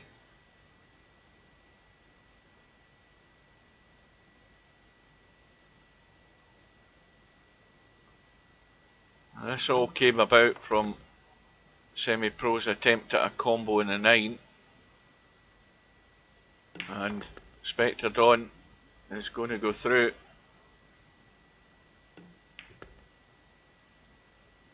By 7 racks to 6. So, quick update. Larry's 3-1 down against DJ Simon. We'll see that Spectre Dawn has gone through and he's waiting to play the winner of DJ Redo and Columbus, and it's now 5 racks all in that match. Potman in LS3. Potman's getting the 7 ball. Is that the 7 ball and he's 3-0 up? Well, let's see if Potman can survive. He's now got ball in hand and a wide open table and 12-foot arms.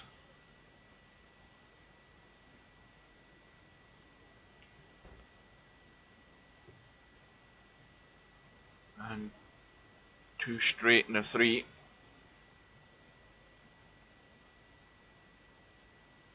Well, clearly Potman's been getting the benefit of the 7 ball, I would imagine. Result through from one lost side. Bankster has beaten SD92 4-1. That needs to miss the 8. Well, again, this is where you run down to the long grass. You send that 4 ball out into the middle of the table and try and use this 9, 8 and 6 as a cover. Well, he's trying to use the 8 as a cover. That will do just as well. But it's not, again, not a difficult kick shot. It's just about where it ends up. And that's the bit you don't know when you play these. Well, that 4 did its best to try and go in off the 7. So Potman's got another go.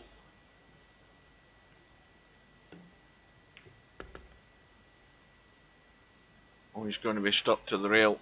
This is what you don't need.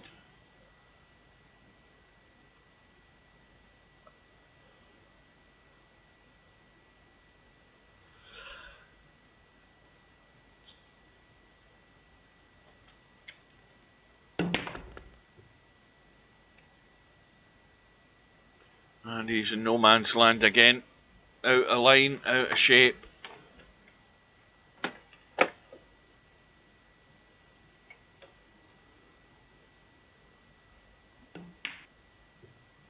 And he's running for cover. And that's, again, a sensible shot. They're always good shots as a safety. I mean, that is excellent. There is barely an edge of that 6 ball showing. Barely an edge of it. But LS3 thinks she can hit it, and she certainly can. I doubt very much whether I would have hit that. But it's another go. I think this is a 3rd attempt by Potman to try and take this match out, and he's got to take it.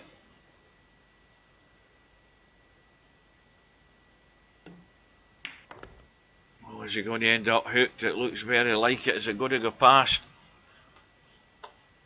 Oh, he's okay. But he's dicing with death here.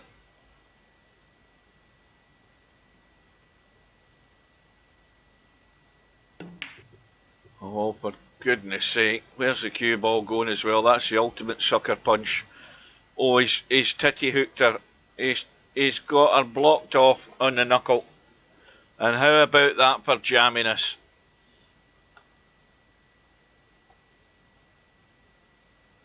How about that? That is a sore one.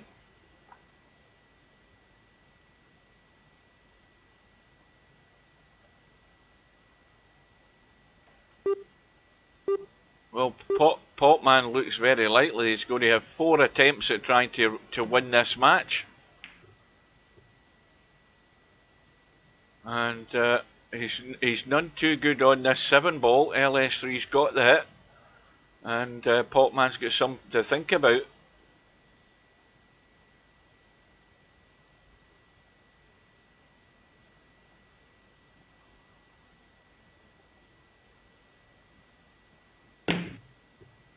That's going to go. Cue ball's going to go as well, though. Oh, God.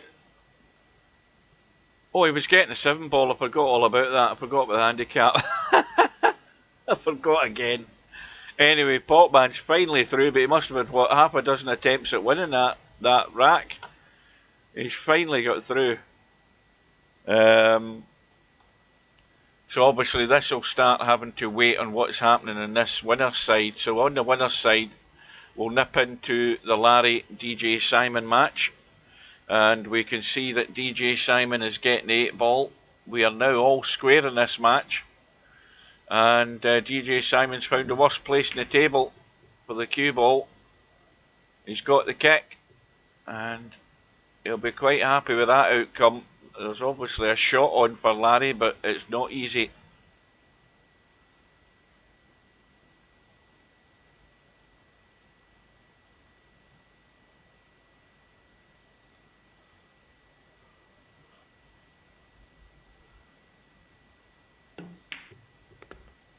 Oh, he's run into the knuckle of the middle pocket, and look where he's landed, virtually plumb on the 9.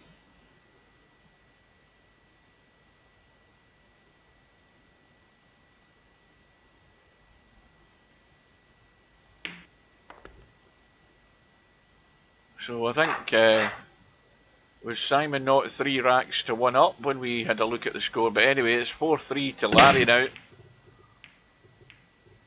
And again, these balls are breaking well, but none go in. And Simon has his open invitation to help himself here. 1 ball is on, 2 ball is on, and he's got a big path. He's got a big path. Well, I don't think that was played with a great deal of confidence, because that's the line he should have been taking. That line there is where he should have been going to come for that 3. And he's ended up in bedhead territory, and he's got it. And he's landed on the 4. Well, that is certainly not the way I would have played that. I mean, obviously you always take the risk of the scratch coming down the side I'm talking about, but that's the open side to get to the ball. And again, the old positional control of the cue ball is a big problem for most of us in stringing balls together and not running out of shape. And Simon's committed the cardinal sin, and that's not going to go. But is it going to go far enough up the table to entice Larry? Let's have a look.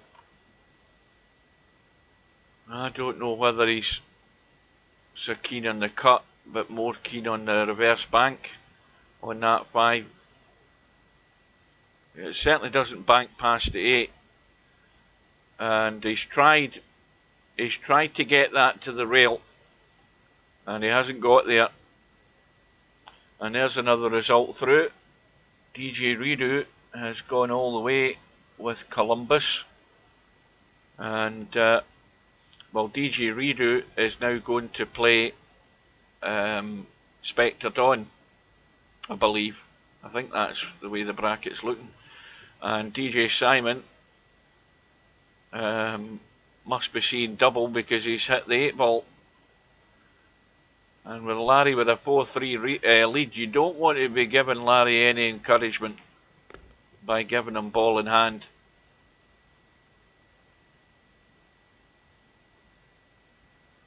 This is another little fiddly one on this 7.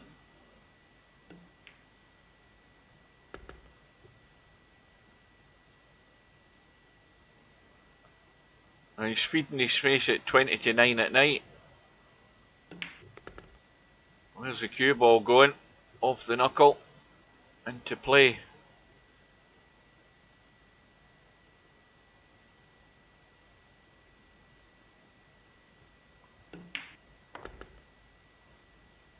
So, Larry, 2 racks up now. 5-3 with the break. Race to 7. DJ Simon getting the 8 ball as his extra money ball. 6 ball in the break. 1 ball's out in the open. And Larry is going to be out on this rack.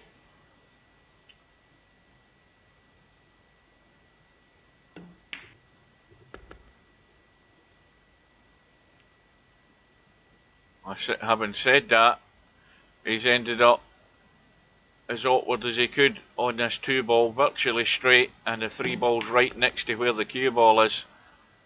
And he's tried that stunny draw. He's not quite got there, but it's not bad. At least he's got a half decent shot on the 3, but he's going to have to spin this cue ball into the table to get as far over to that right. He's trying to get around the corner, and even though he's ran into the 7, he's done well to get there. That was a good shot.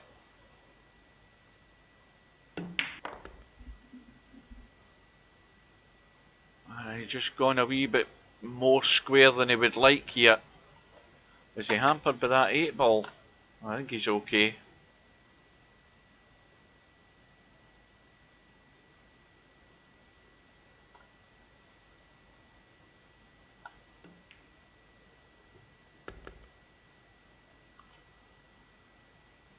Well, the simplest one's to go forward and come up to the middle pocket.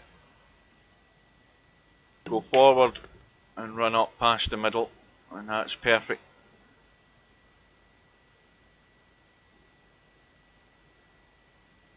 And now off the side rail over to the side rail and just roll the 9 in.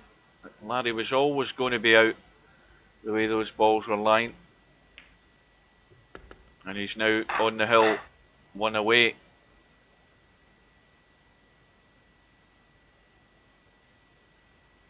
So Friday night 9 ball's now been on for an hour and 40 minutes. Started at 7 PM British Summer Time. It's now 8:40, or just there or thereabouts. Larry's break is dry. And I don't know whether Simon's got cover there, has he? Well, Larry will he's trying to swerve round it. Oh, that's not a bad effort. Gave it every chance to go in with the little swerve shot.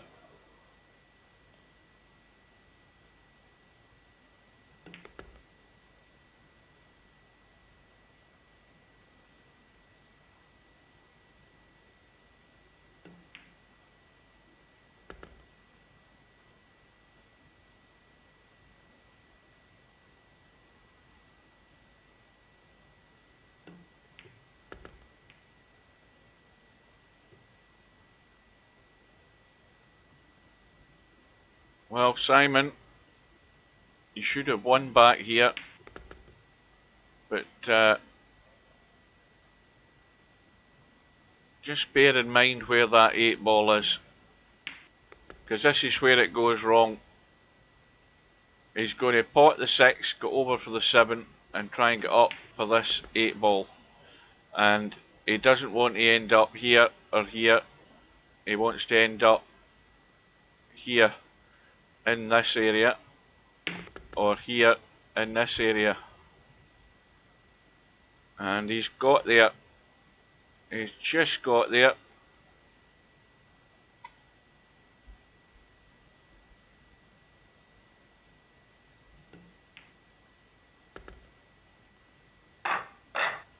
And so, with that 8 ball, he's back to trailing by 2. Oh, look at where the 8 ball's going. Look at where the 8 ball's going. He's got a ball in the break. And does he bank the 1? Because I don't think he can draw off the 1, but does he bank it and try and bank it onto the 8? He hasn't hit it. He's gone for the pot. He's going to go for the combo with the 2.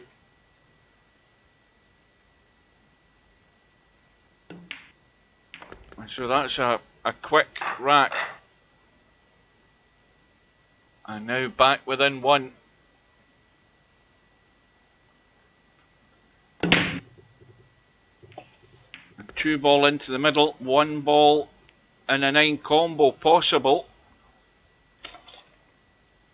This isn't easy. He could play this 1 off the 8. Does he want to go full blooded for the combo? He's played it and it's hill. How about that? Well, Simon must have stopped eating because all of a sudden we're going all the way.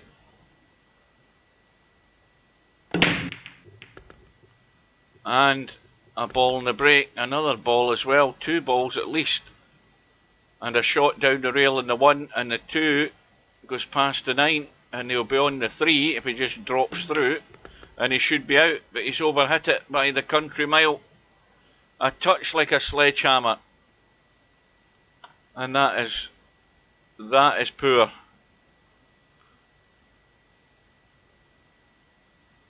He's got him, and he knows fine well if he doesn't get this hit and get it safe, this match is all over. He had it sitting on a plate for him, and he's blown it. And that's the thing I talk about all the time. This, you know, where you play the draw shot with firm power, but you don't have the dig deep in the cue ball. And Simon overhit that by getting the draw wrong. If he'd got the stun draw, where it's half a cue tip below the equator, he would have got much better control on that cue ball. So that's what he needs to practice. Big failure there. And meanwhile, Larry's tried to fail himself, and he's just got there. It's a little cut back in the 4. But had Simon executed that draw, he'd have been home and dry. Because you've always got that target area. When you're trying to draw back from there, your target area is to here. In that area. To leave it safe and give yourself half a chance of potting the ball.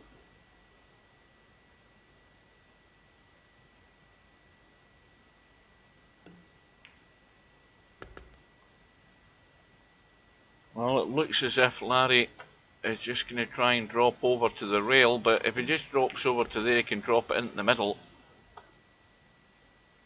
Now, does he want to take the risk of trying to be cute into the middle, or does he want to just take it safe and take it long? He's going to the top pocket. So Larry's going to go through, but it should have been Simon. He blew it. Larry through 7 racks to 6. But Simon moves over now to that 1 loss side. Let's have a look. It hasn't updated yet, but it will update in a sec. Popman is now set.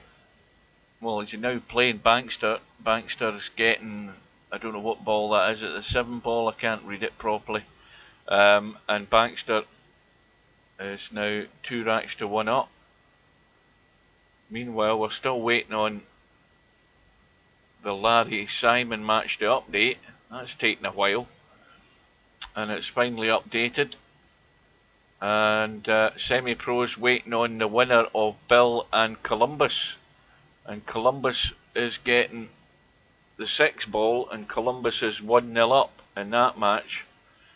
And meanwhile, Spectre Dawn is 1 rack all with DJ Redo. So I reckon what we do is we jump into this Mr. Bill match. And we can see Columbus is going to go 2-0 up unless he completely hacks up this 9 ball. He's actually getting a 6 ball as his money ball, or his extra money ball, and he's now 2-0 up. And it's only race to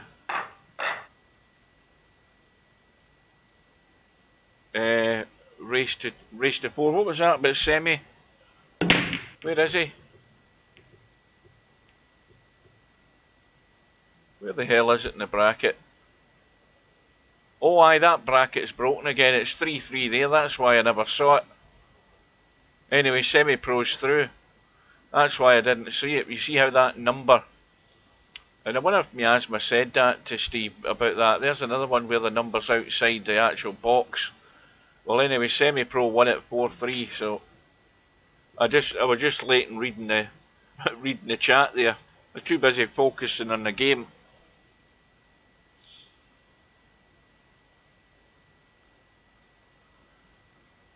So meanwhile, Bill has a lot of work to do. Columbus has gone for the bank. Is he going to drop the 4? He's dropped to 4. And he might be able to thump that 2 and billiard the 3 in.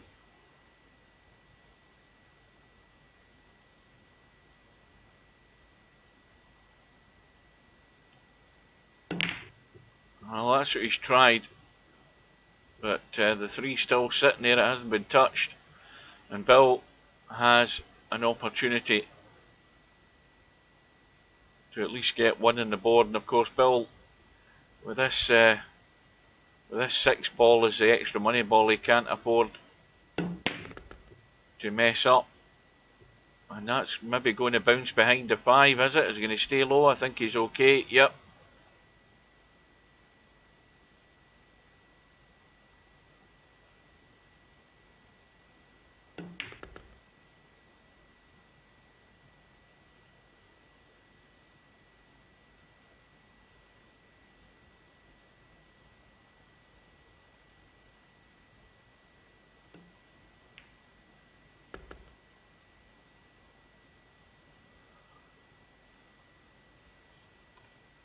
Well, this is a bit tricky. He's the wrong side of the 6 here.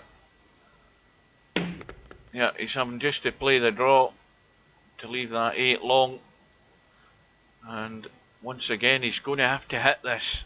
Unless he wants to kill it and leave this 9 into the corner here. He can kill the cue ball. But he's got to hit it and get it out. And now... Well, it's a dicey shot either way, this.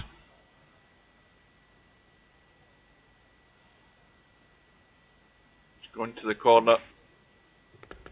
And in it goes. And Bill off the mark.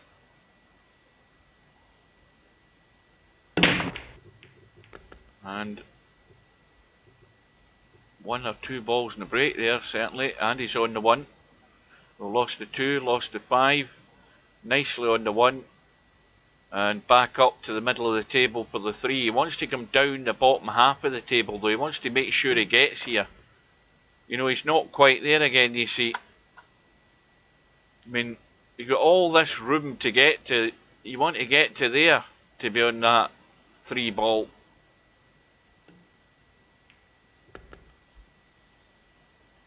And now it's another little testy 1 and a 4, and this is where he cannot afford to mess up this 4, because Columbus is just going to tidy up here with that 6 ball sitting there.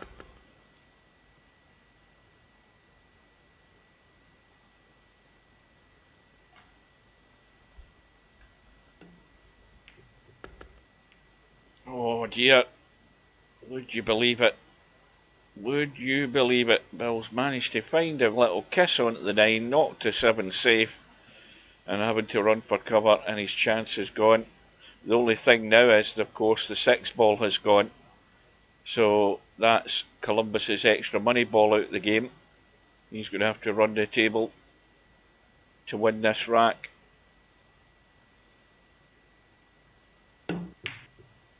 got the hit. How's the luck? That's not enough. Not enough luck. Bill's going to go for that. And all the room in the world to have a shot in 8.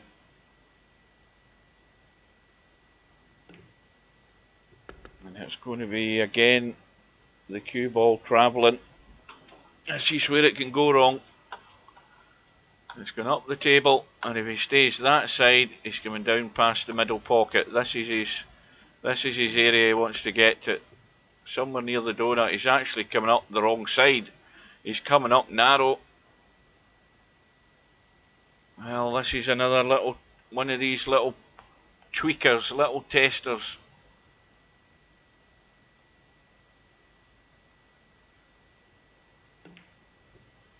And then it goes.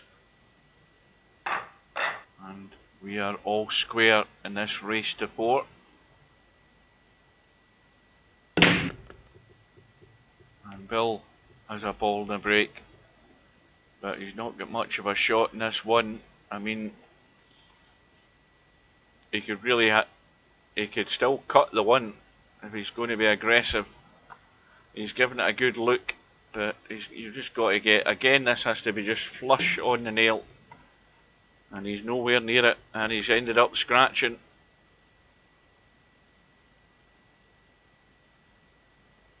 So, Columbus comes to the table, ball in hand, and every ball is on. And that's not the way to play that, I'm afraid, because that's asking for trouble. That was not very well thought. No need to play that shot like that whatsoever. And now he's having to jump it out of a hole. And Bankster has put Potman out, 4 racks to 1. And Columbus has hung the 3. But as I say, that's all come about from, again, the prime example of a player not thinking logically. And just getting the ball into the table and putting big fancy draw on it to look like a hero, and ended up looking like an umpty. That's what happens. Keep saying it, you play the sensible shot, the simple one that's going to make your life easy, and don't do something to look as if you're a hero, and then you end up looking embarrassed. And that's the story of Columbus in this rack. Plain and simple is all it has to be.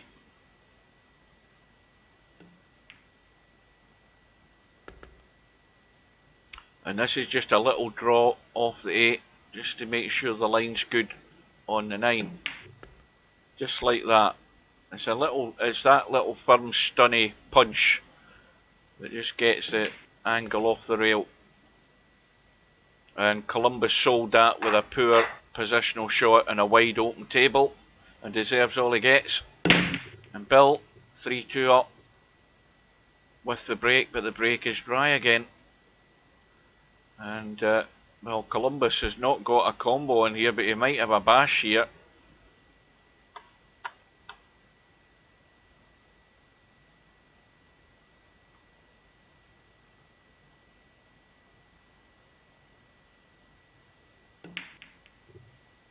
Well, I think he did try it, but it was never anywhere near it.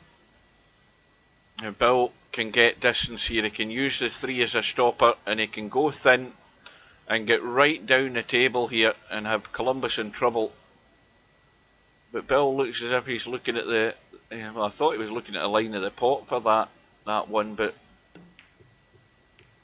he should be just looking for distance and cover, and I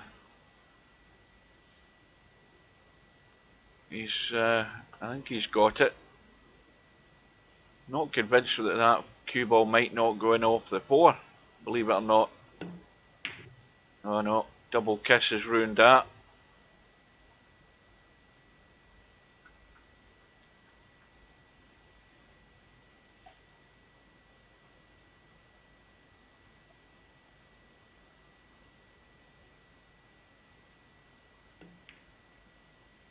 is it going to find a gap here though? Bill's going to have to get the old faithful out. And I mean the jump stick, I don't mean anything else.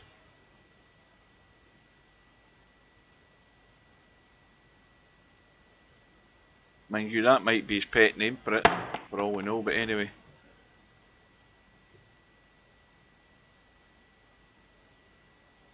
Once again, use the 6 ball as a stopper, get that cue ball up behind the 8 and the 5 is the order of the day. Can hit this fairly firm, as long as he gets the distance, which is what you're hoping to achieve here. Well, it looks as if he's taking a reverse bank. Well, I'd be running for cover. That's exactly what I'd be doing.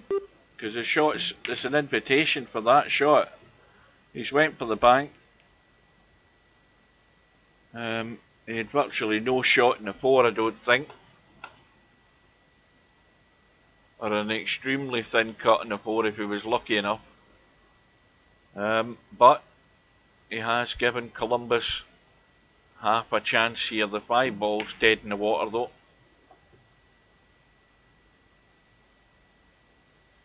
And once again, Bill, again, the safety shot is on. I mean, Bill can skim off the 3, run around, come down here, and leave the 3 ball in this area. He's gone all out for the pot. You see, this is where you have to take the common sense approach. It was far easier to play the safety than try and risk getting lucky. And he's now in trouble at the wrong end of the tournament, or the wrong end of the match, I should say. He's got himself needing 1 rack, and he's now having to try and dig himself out with his jump cue again, and it was never going to happen. It was too tight.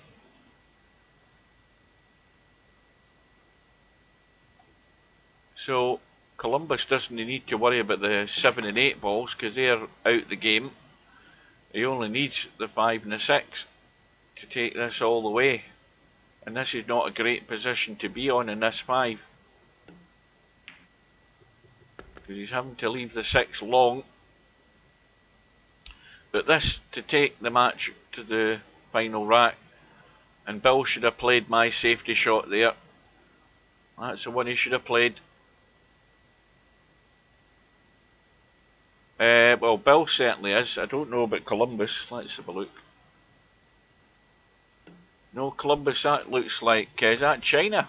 Is that Korea? Or I can't see that for... is it Turkey? I think it's Turkey. So, here we go. What was that went into the middle there? I think the cue ball was one of them. Yeah, it's a scratch and a break. And Bill has ball in hand. And the only slight hindrance is that 5 ball. Because it's awkward to get on. In fact, it might not be that easy at all to get a shot in that 5 because it looks too tight. And that's going to be the interesting part in this rack.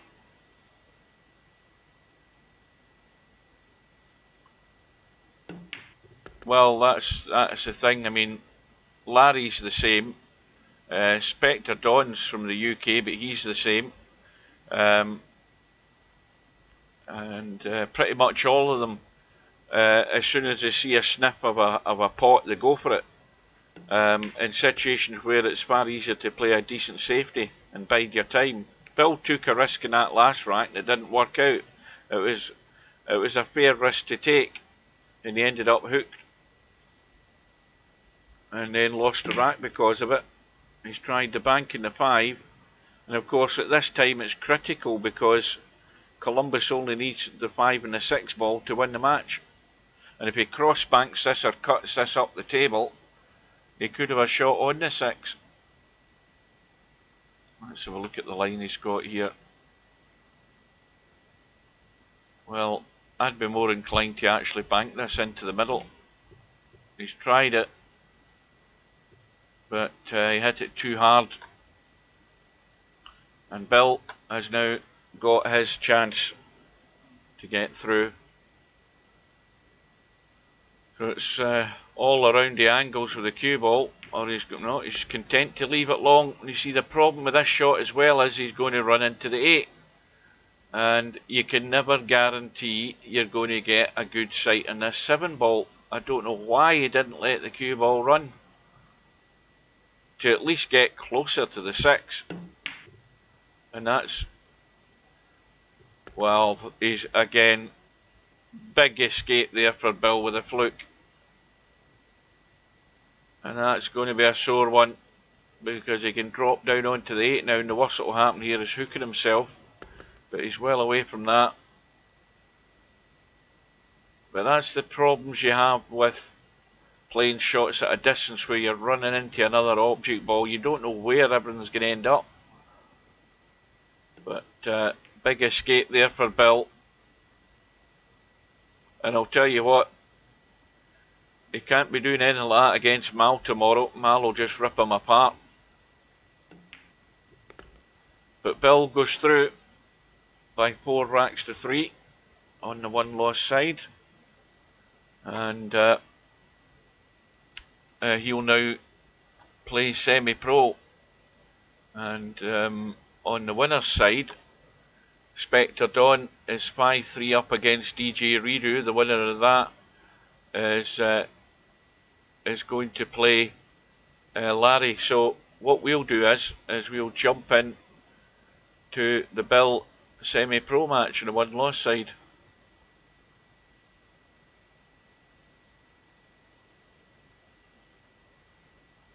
Well, I'm the same. I think it's when you've got a far easier.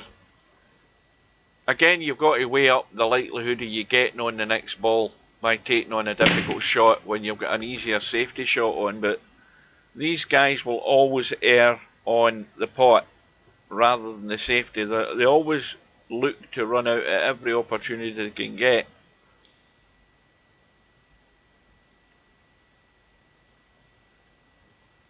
So, player 1, who is Bill, is getting the 7 ball, and I'm sure that'll please semi-pro. And Bill's trying to 1-9 combo.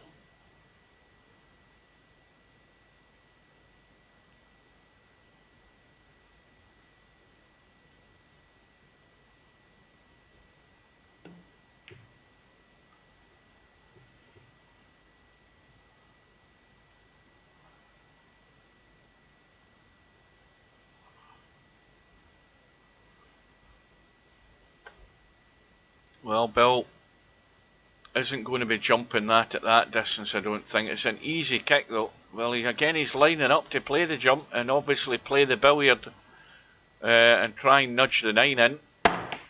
And he's not made the jump because I think it was too far to jump.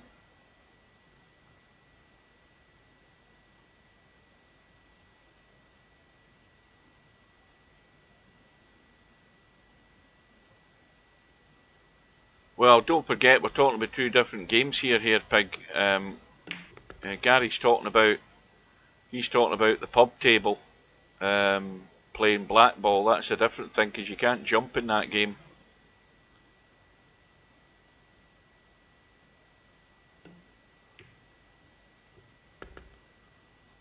Anyway,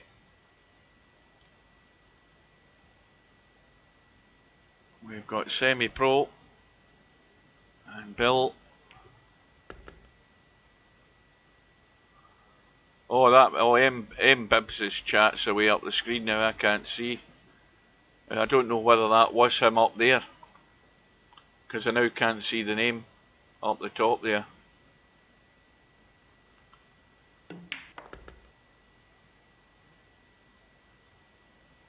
Right, well, I'll tell you what I'm going to do.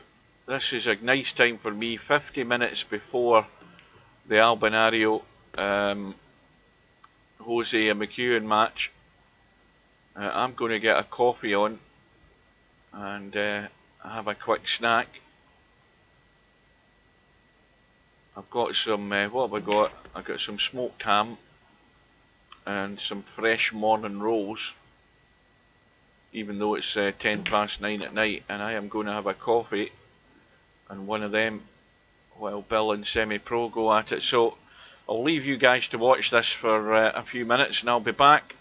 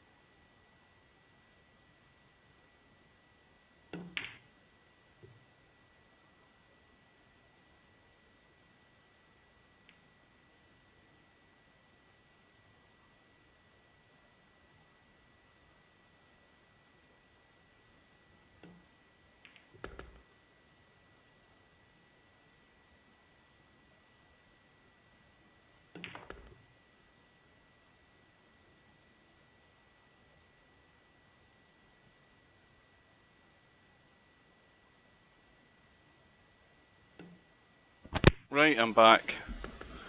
Just in time to see Semi-Pro going 3-0 up.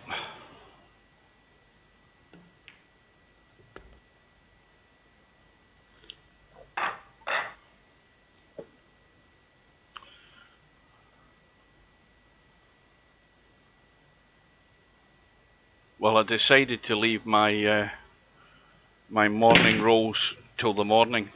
I'm just going to have a sandwich.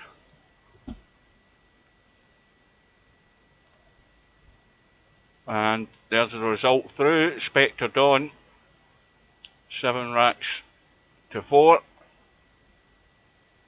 Who's now going to play Larry.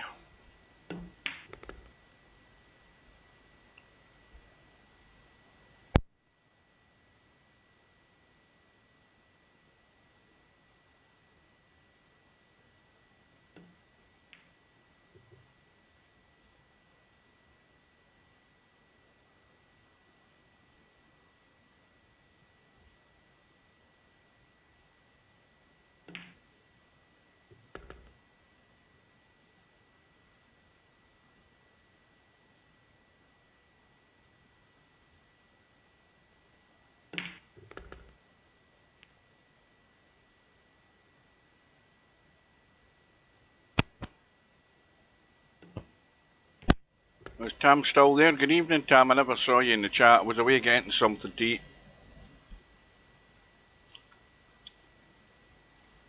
I will say this though about Bill. You know, Bill's not going to stop going for his shots, but you know, he's going to have to keep getting them tomorrow. That's the big difference. You know, it's almost a lost cause at the moment in this match. And the commentator's curse has worked again. And Bill has his lifeline. Now, the only thing not to do here is hook himself behind the 8. Which is very likely to happen here.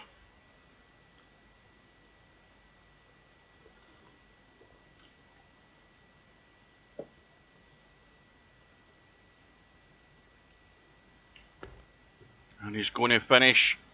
That needs to bounce. Well, this is another one to test the nerves.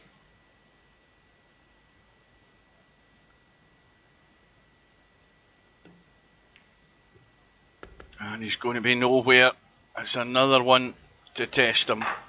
Oh, shit, I forgot he's getting a 7 ball. Then I forgot again. That's what, twice tonight so far.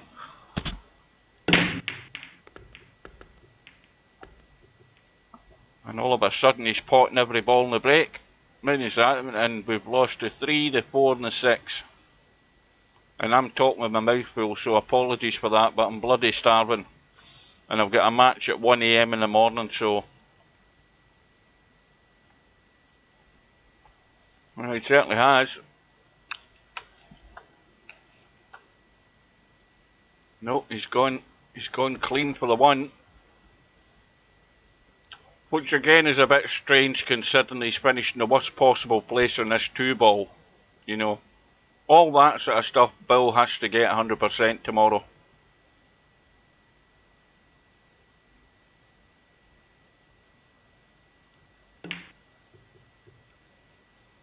Oh, where's this cue ball going? And the 2 ball's going to go in. What a sucker shot that is for Bill. He got the fluke and then the cue ball scratched. And that most certainly is his chance gone this time.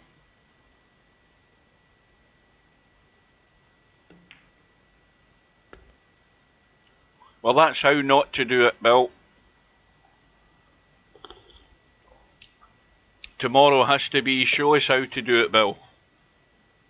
How to do it right.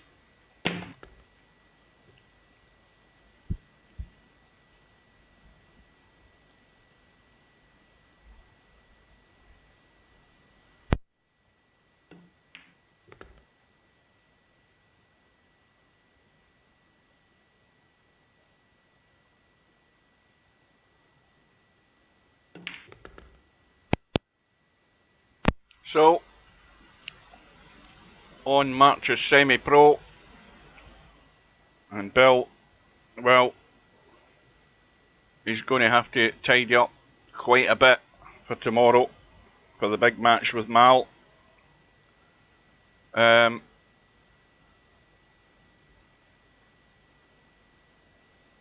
what was I going to do? I was going to look at the bracket, that's what I was going to do. So, semi-pro, now lining up with DJ Simon. Meanwhile, Bankster is 1-0 down to DJ Redo. And we've got Larry and Spectre Dawn in the hot seat match. And Spectre Dawn is 1-0 up.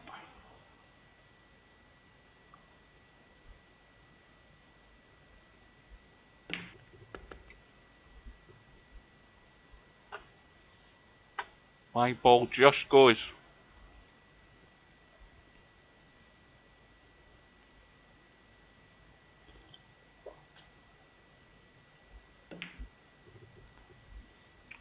But Spectre Dawn finds that knuckle.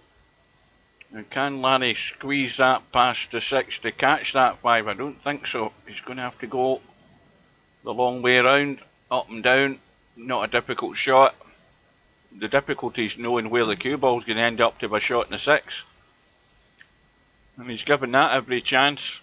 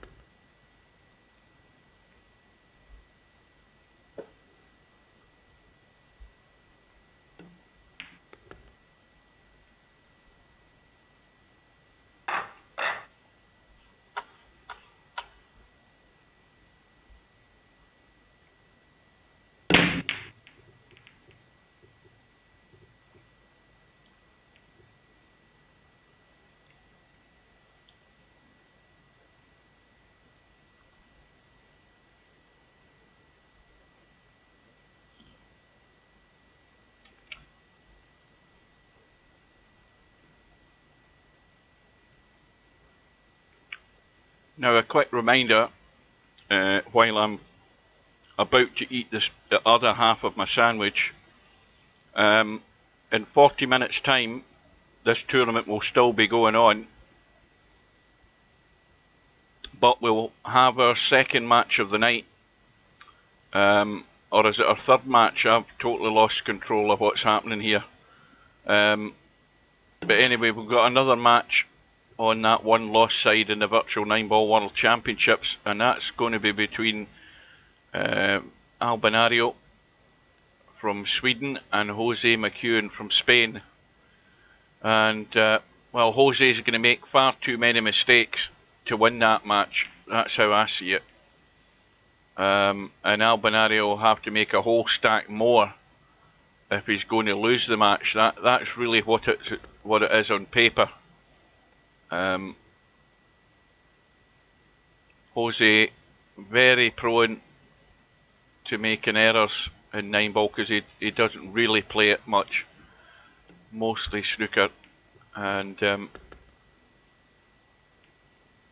it's usually a fairly regular occurrence when Jose is playing, especially now he's got to be consistent against somebody like Albinario, and Albinario coming hot off a whitewash in his previous match against SD92. He was in an unforgiving mood in that match, and he'll be exactly the same tonight. So Jose's got his work cut out big time, although he should give Albinario a tougher task than what Albinario had in his last match. That's most certainly the case, but he should still be a good few racks too good for Jose.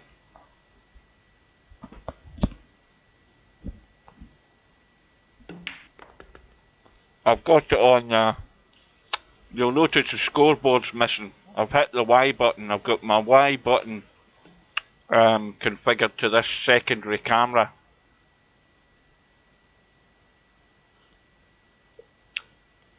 And the secondary camera zooms out as far as it can go.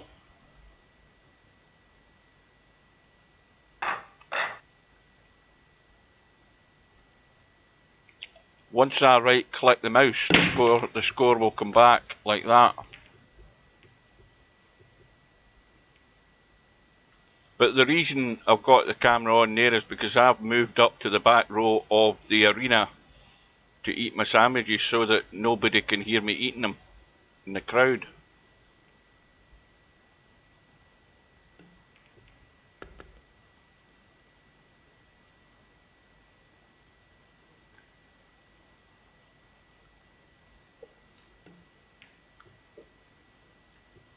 But also being up this high, this is as far out as you can see in the room.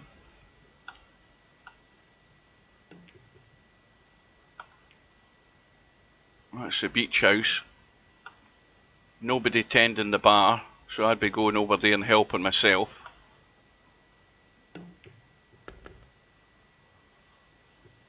I'd be doing an Alex Higgins and having a pee in the pot plant over there.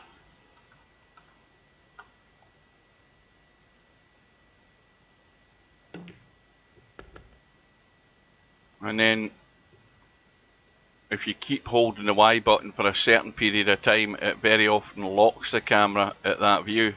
And it isn't this time, but it does on occasions do that.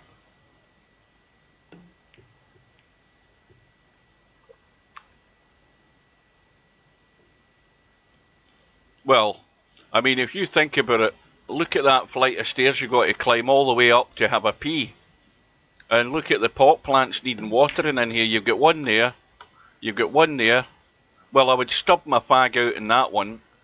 That's if I was still smoking, that is. And I'd go and have a pee in that one. And then you've got a reserve one there. You've got a wee dinky one there. That's for Stub, that pot plant over there. See the one sitting on the table? That's Stubb's pot plant, whereas the big ones are all mine. And there's a swimming pool where you can float a couple of turds in the swimming pool before you leave the premises.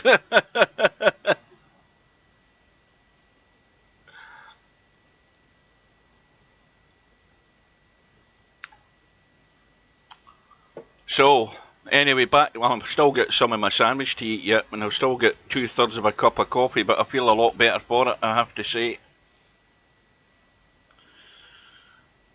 So Larry, 2-1 up, race to 7. And player 1, who is Larry, is getting the 8 ball. How about that? It's not often Larry gets a handicap in his favour. And Larry at the table, and of course the problem is not only cutting this 6. Oh, I think he's... I'm honestly not really sure what Larry attempted there, but I'll tell you what, it worked, because he's got it safe.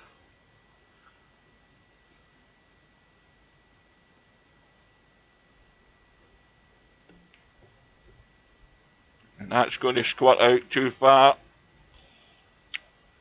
But there's still the safety net there. That 8 and 9. They're doing nothing at all where they're sitting. They are now, though. That's an excellent shot. And some of my sandwiches just spat out my mouth and landed somewhere and I can't see where it's gone. Oh, it's landed on my keyboard.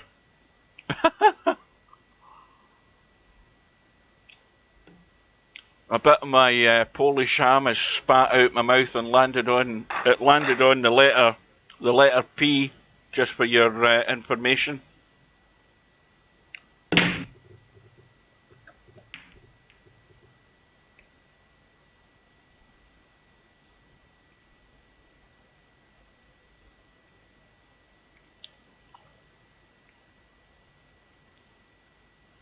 P is for pork. That is a very astute observation there, yeah. And Larry with a 3-1 lead. Spectre Dawn has what to do.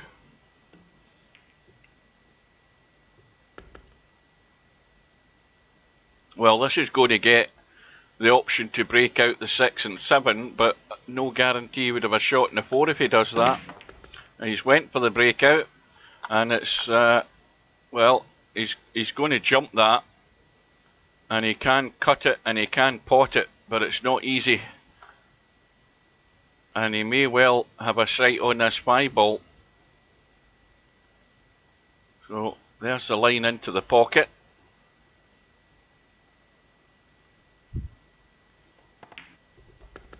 And that's well played.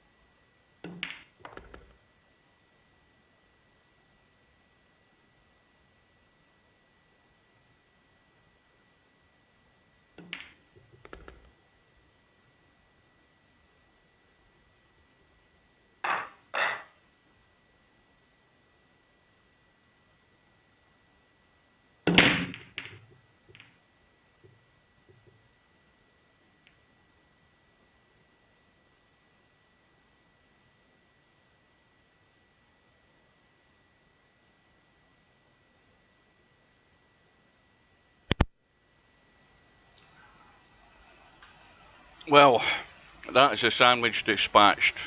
I've got a wee drop of coffee left and that will see me through. Spectre Dawn back to within 1. And Larry trying to get down and dirty here. He's got the hook, but it's an easy escape. So this is about the 4th or 5th week in a row that Friday Night 9-ball has been locked out by 5 minutes past 6, that almost an hour before the tournament started. We were fully booked, 16 in, which is good to see.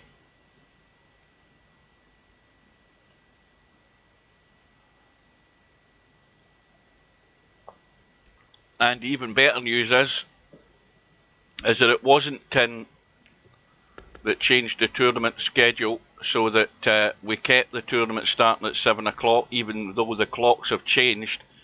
But that is purely for my benefit,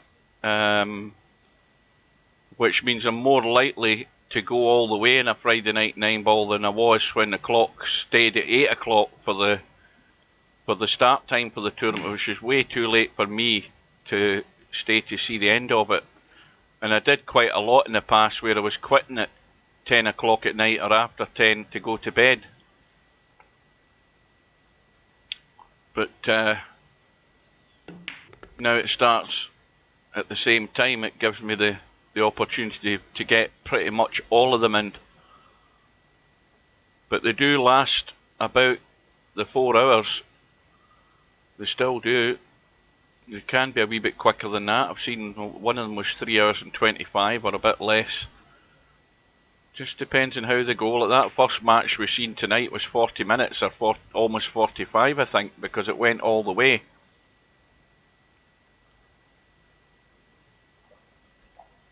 And Spectre Dawn trying desperately here to get back in level terms.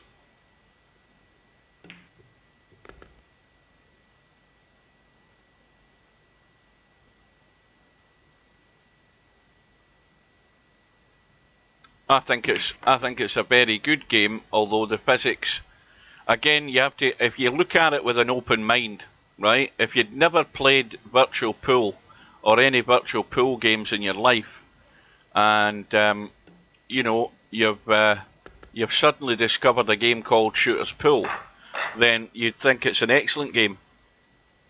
It's got a steep learning curve, as do all billiard games. But especially simulation games like Virtual Pool and Shooter's Pool. I think it's more it's more player friendly online, because you can set rooms with tracking lines and stuff. And we had Steve in the commentary the other day there, and Steve's not interested in doing anything like that to make life a bit more friendly online for people who play a lot of virtual pool offline. So he's never going to attract those customers, because it's much more difficult in Virtual Pool 4 to come online, especially an inexperienced player of the game, and get instant success. You won't get that. If you want instant success, you're going to have to stay offline and play the AI players to your own preferences. But Shooters Pool is more user-friendly that way. But and in the physics sense, the physics are actually okay. They just take getting used to if you're a Virtual Pool 4 player. And the rooms look a lot nicer. The queue prices and all the products that you can buy in the game are much cheaper and much more friendlier price-wise. And basically you buy what you want. So there's a lot of good, and plus the tournament side, you can create your own tournaments, you can have your own leagues. They've got 3 separate tours running at the moment, so there's lots to do on it. How much interest to get in it, I don't really know, because I don't spend a great deal of time there at all. I might go in once every 2 weeks and have a look. But there's a lot more good things about Shooters Pool than there is bad things, and that's the one thing I would say about it. Good evening to Interchange X, and Interchange X is Stubbs' opponent at 1 AM in the morning, the one that I'm going to be streaming in a few hours' time, so good luck to him. Don't make it easy for him, that's my advice, and don't do any numptiness.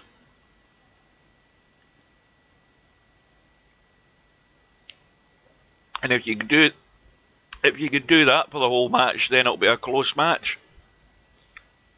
That's the coffee out the way. No, this is Friday night 9-ball. We've already had a couple of matches tonight. Or one match. I've lost track of what matches. You know something? I've totally forgotten about who I've streamed earlier on, because my brain is half cooked. I have streamed an awful lot of hours already of this tournament. 2 days in a row I did 4 hours. 4 hours in each session. And then I've got a whole stack of matches starting at 1 AM tomorrow morning on Saturday. And there's some big matches tomorrow. None bigger than Mr. Bill's match against Mal, who is the #1 favourite for the title. But as I said earlier, after having watched Bill's one-loss side match there, Bill's going to have to up the stakes big time. If he's going to try and combat Mal by potting everything, then he's going to have to be on the ball.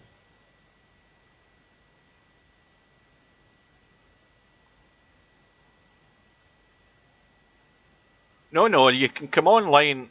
See, the thing about people who play offline, the simple thing with online is that you set a room, or you go into rooms where the rooms are set to a more even level. So if you look at the rooms online, you'll see that the rooms have, if you're a registered player, that is, if you have a year's subscription to online, then you can come online, you can go into any room you want, you can play any game you want online, but you can also set rooms to your own preference, and you can limit them by the level of the rating of a player that can join the room. So when you come online, you're going to be a rookie, and so you want to stick with players of that level to start with, just to sort of find your feet. But if you come online, you're not going to get it easy. You're going to bump into characters like these guys who will strip you bare and send you packing. So they will give you absolutely no sympathy whatsoever. And these guys are cutthroat. The two that you're watching right now. I mean, this is as close as you're going to get to world class in the virtual world of the game of pool. Because I think the overall difference between Shooter's Pool and Virtual Pool is that I think most people are in agreement with the guys that have been in there and looked around at the standard. Semi-Pro has been in there, and he's a very good Virtual Pool 4 player, and he thinks the standard in there's a lot lower, or there's less quality players in there than there is in Virtual Pool, but that's probably got a lot to do with the fact that Virtual Pool 4's been around for a lot longer. And Spectre Dawn has hung the 9, and Larry is going to open up a lead.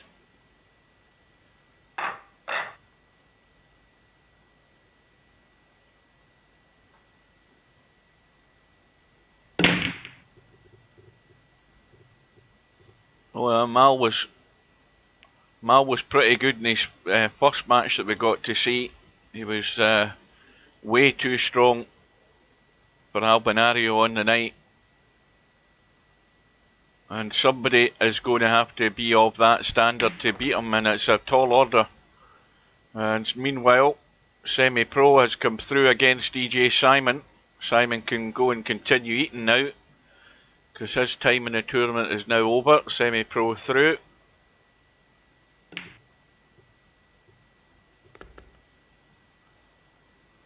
Well, it's good. See, the thing is, it's good in a sense that you watch Mal's videos as well, because he's into something that I'm not into. Mal has played the offline professional career till he's burnt it out. Basically, he's I don't know how many times he's probably played that over. I've hardly ever been near that offline. Because there's two entirely different approaches to it. Mal is more into showing you how good he is and how he's doing in his offline tournaments, whereas that is not what I'm interested in. I'm interested in chiefly archiving matches, because that's the thing that, you know, streaming came to online streaming came to me quite late. Mainly because the early online streaming was crap. The software wasn't great, and now of course we've got widescreen monitors and all of that stuff and high definition. Much better quality streaming, much better quality software, very good quality software now. I mean, I use XSplit Gamecaster, the old version, and it works perfect. Used to be when you used the old stuff, it used to lag up your PC, but you know, PCs are much more powerful now. But I want to have an archive of Virtual Pool that's there to be seen. And people will stumble across it in years to come. People will look back on it and see some of these big tournaments that we've had. That's my interest. And also doing a bit of the commentary, where it's either good, bad or ugly from me, just to try and educate some of the players that might watch, who might not have as much knowledge of what's going to happen with this cue ball, or what the player's trying to do with the cue ball. That's what I see my job as, is just to try and educate a few people. Well, the problem now, with the greatest respect, Interchange X, there's a big problem there, and the big problem is I ain't sitting up till 3 o'clock in the morning, 3 o'clock in the morning to do a dual commentary with anybody. It's the big time zone difference. But as I say, Steve, out of the blue, contacted me last Friday. That he was interested in doing a dual commentary for the match we had on Saturday with Albinario and Mal, and Albinario and Mal went ahead, and Steve joined me, which would have been, what time was that? Was it? I can't remember when the match started, but it was about 2:30 Steve's time, and he's on East Coast, so it would have been about 7:30 at night. And Steve was all set in the middle of his afternoon, and he joined us, and it worked reasonably well. So it did. But as I say, anybody who's interested, can join me in the commentary booth. I've got my own little private commentary booth. You can only get in by invite. You can't just gate crash, you won't get in.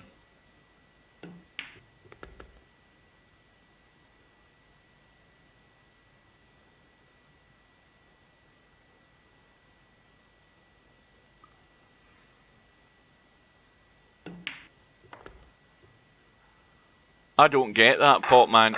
In what sense is... now, you need to explain this to me just because it's went straight over my head. Who's got the nickname The Shrink? Well, that's just Scratch there from Spectre Dawn. And Larry, 6-4 up with ball in hand, has a chance to try and run the table. It's a wee bit fiddly. But once he pots the 1, that's going to open up the 7. And then down to the top end for the 2. Oh Jesus, I don't want to have any discussion with psychiatrists. Good God. It's Stubb you want to be talking to. Because he definitely needs psychiatric help.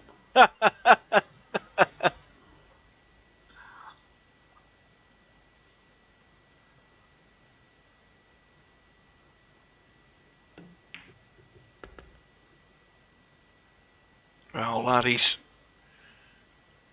going to have to just play a little delicate one off this 3 just to drop behind the 4. But it doesn't want to be straight. That's the issue. It always is the issue.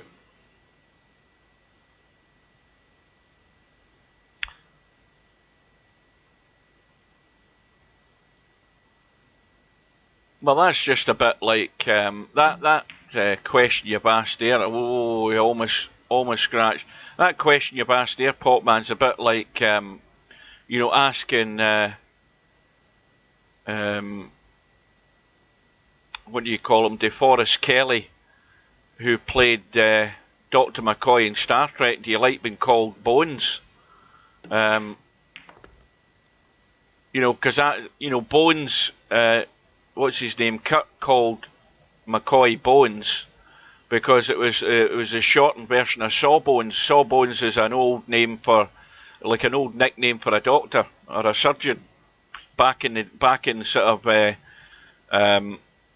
you know, the Civil War days where they would hack your leg off without any chloroform or anything like that. But anyway, back to business. Larry's through. He's in the hot seat.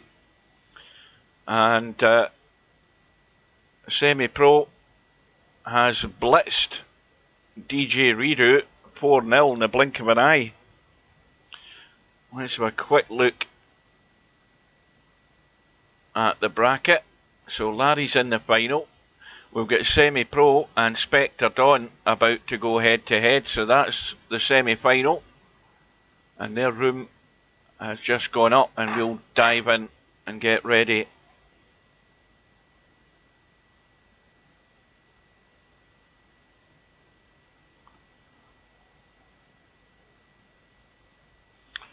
And we wait on both the players arriving. And, well, it'd be safe to say that, in fact, I haven't checked the lobby there. I should have checked the lobby when I was outside the room. Let's see if Jose's arrived. Well, they're about to lag off. Let me have a look.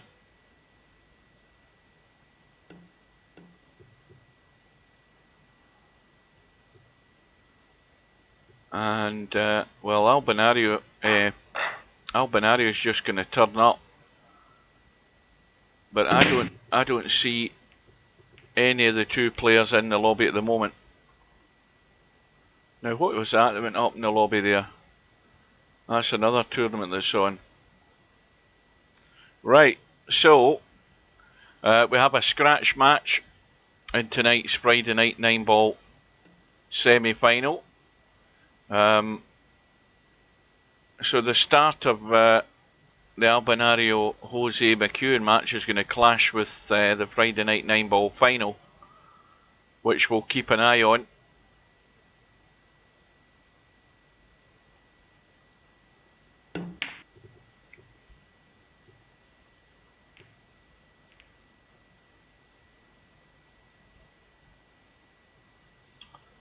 Well, have you ever spoke to your psychiatrist, Potman, about this fixation you've got, that you've got extremely long arms? You want to let that out of the bag and see if you can read between the lines in that one.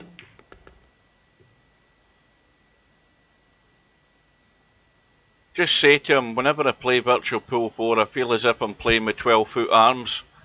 How can you help me? Here's a combo in the 9. And that was quick. And Semi-Pro's in a hurry. And, well, this tournament's coming up just 10 minutes short, 9 minutes short of the 3 hours. And it's still looking more than likely it's going to be like 3 hours 45 now. The push out's been played. And Inspector Don has decided to play it. And he's played it well. That is excellent. Again, from distance.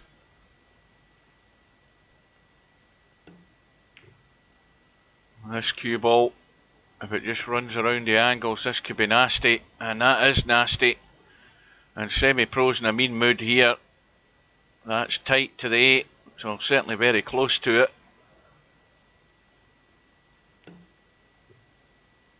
But once again, Inspector Don's got the hit, but this time it's not quite as safe, and he hasn't. He actually fouled the 8 when he, or I think he did just clip the 8 there. That's maybe what that noise was that I thought I heard. So ball in hand, a little roll through, just far enough.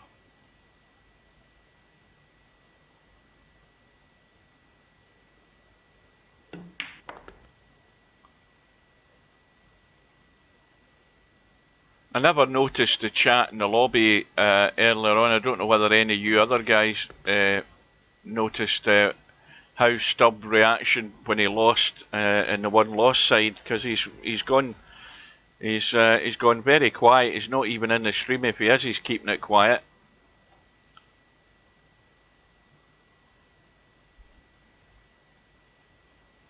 Stubb has had a couple of good weeks in Friday Night 9 Ball, so he had to have a bad week at some point.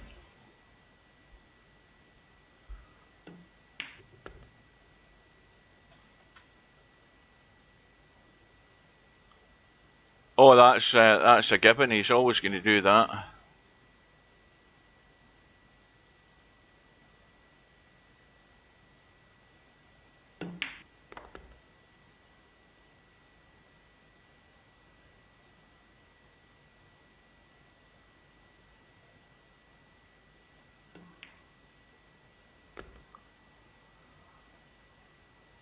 Do you mean to say that you're on the run, Potman?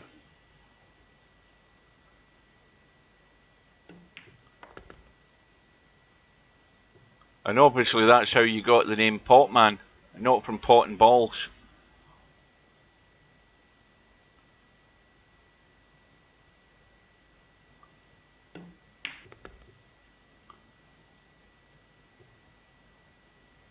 Well, that's just got there, and it's going to be 2-0. 2-0 in a short race to 4, can all be over in a blink of an eye. Well, I don't know about Virtual Pool 4, keep you sane. But it certainly keeps you off the streets.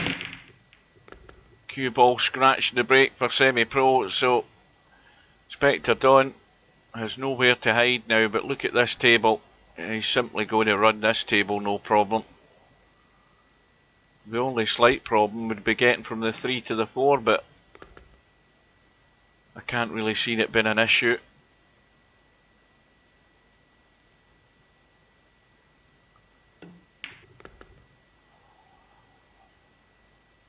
It might be an issue now, because well,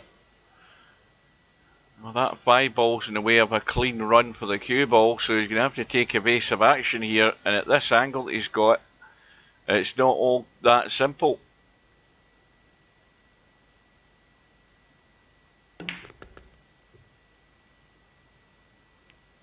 And he's content to leave the cut, and that's as good as he can get it. It's not bad from there.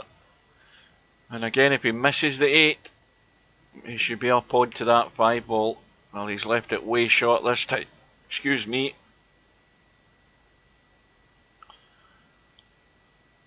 And Jose has arrived online, so he's going to have a quick warm-up.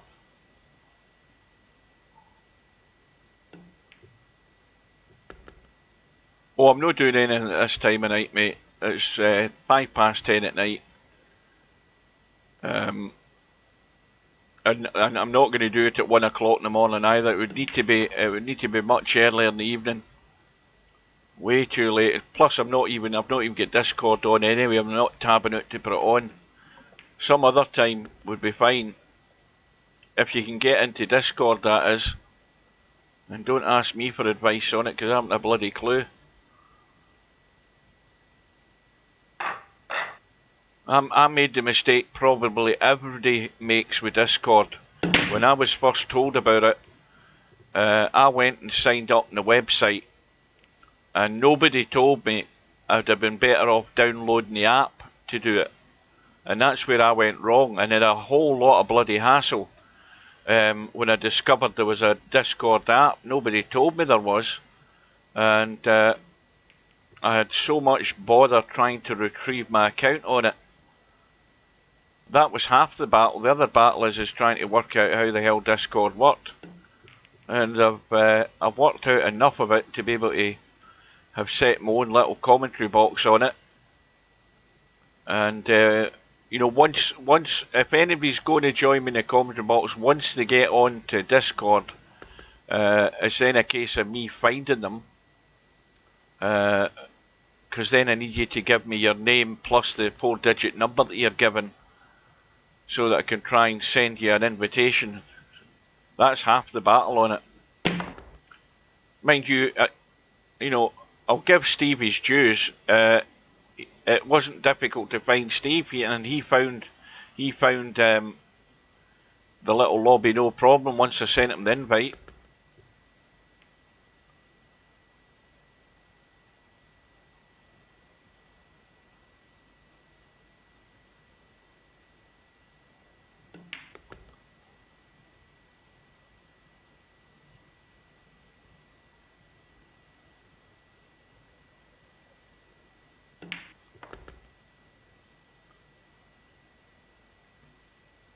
So semi-pro, a little run off the rail and out into the table, high enough for the 8.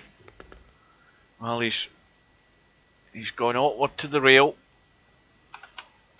I mean, you want to be more comfortable in these.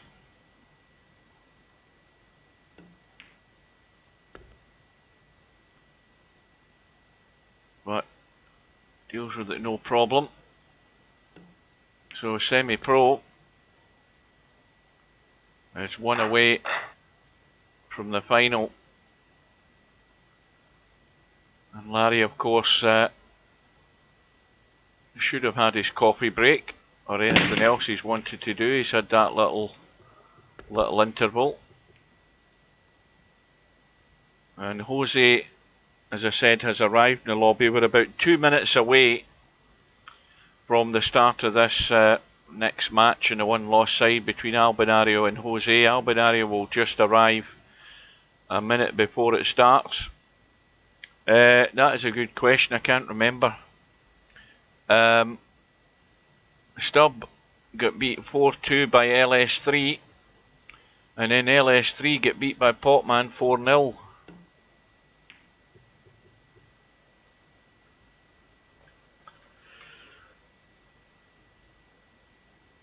Now, what's Spectre done? Left semi-pro here. Well, he's left him certainly an edge, and there's enough of the edge and it's enough off the rail to clip that in, and he's hung it.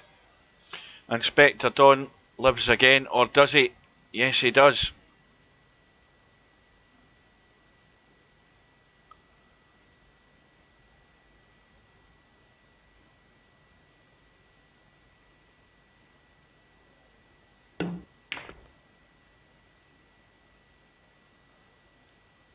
Well, again, lots of work to do with the cue ball to get it high up the table. and be able to just see the 3, let alone do anything with it. It's stuck to the rail. Well, now, I don't know whether he'll try and slide past that 8 ball or just clip it down the rail. Oh, he's went all out for the cut. He's not messing about. That was not easy, but he hit it sweet. So Spectre Dawn is battling for survival here. Well, that 3 ball was a cracking shot.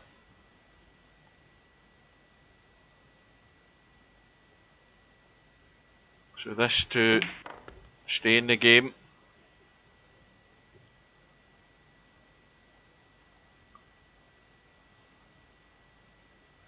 And, well, we are beyond 10 o'clock.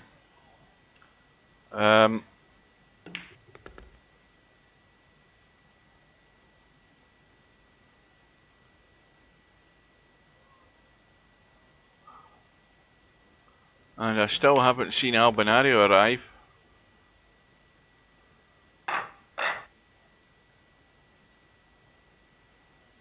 Oh, aye, there he is. Albinario is online. And 5 balls hanging.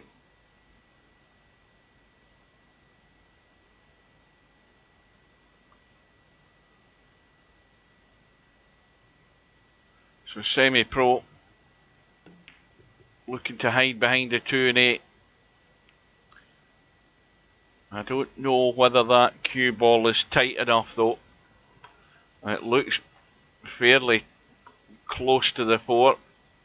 Does Spectre Dawn think he can make it over it? He's going to be well tested to get that cue ball up and over the 4. But he's got the jump stick out. He thinks he can do it. And yes, he can. Hasn't got the pot. And he's not really left anything on. Well, you see, I'm the worst person to give any advice or, you know, judgment and jump cues, because I'm hopeless at jumping.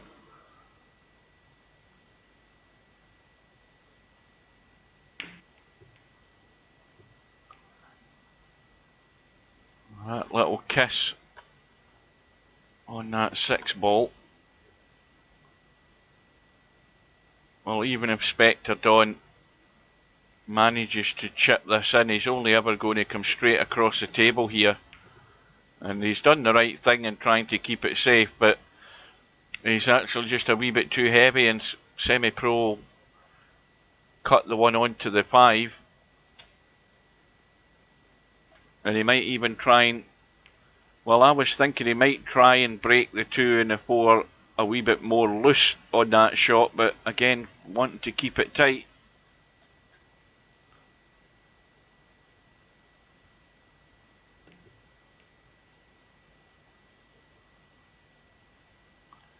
Well, that's the problem. If you're playing a lock-up shot, or you're trying to play a lock-up safe behind a ball, you've got to get it tight in Virtual Pool 4.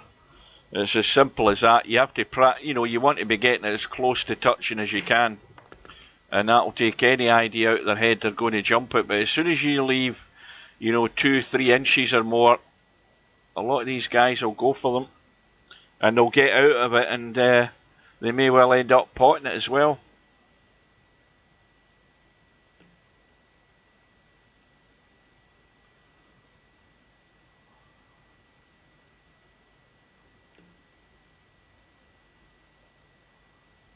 See, that's the other thing that's different for, you know, again, if you compare offline and online in Shooter's Pool, there's absolutely no difference.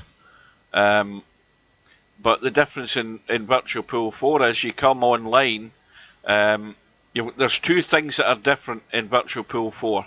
And that's the one thing to bear in mind. Quite important as well. All the guys in Virtual Pool 4 online that play with jump cues are well used to it now. But in the testing phase of Virtual Pool 4, when we were online, we still had the little, you know, the little angle guide in the bottom corner of the screen that used to pop up. it would show you the angle of the butt of the cue, or the angle of the shaft when you were jacking up to play a jump shot. Well, you know, that's always been in the offline game, right? And that was taken away from the offline game.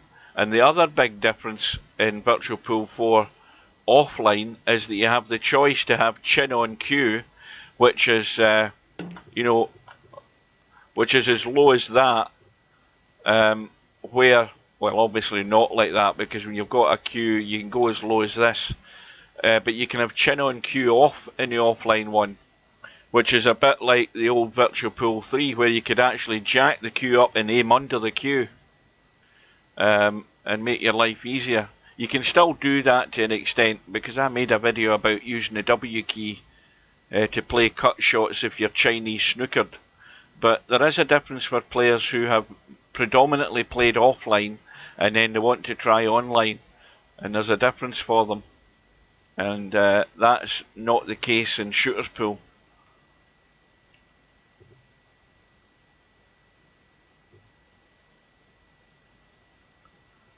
Well, the W key, when you're, say for example, and I show it on the video I've got on my channel. Say for example the cue ball was there, right in front of the 9 ball, and you were trying to pot that 4.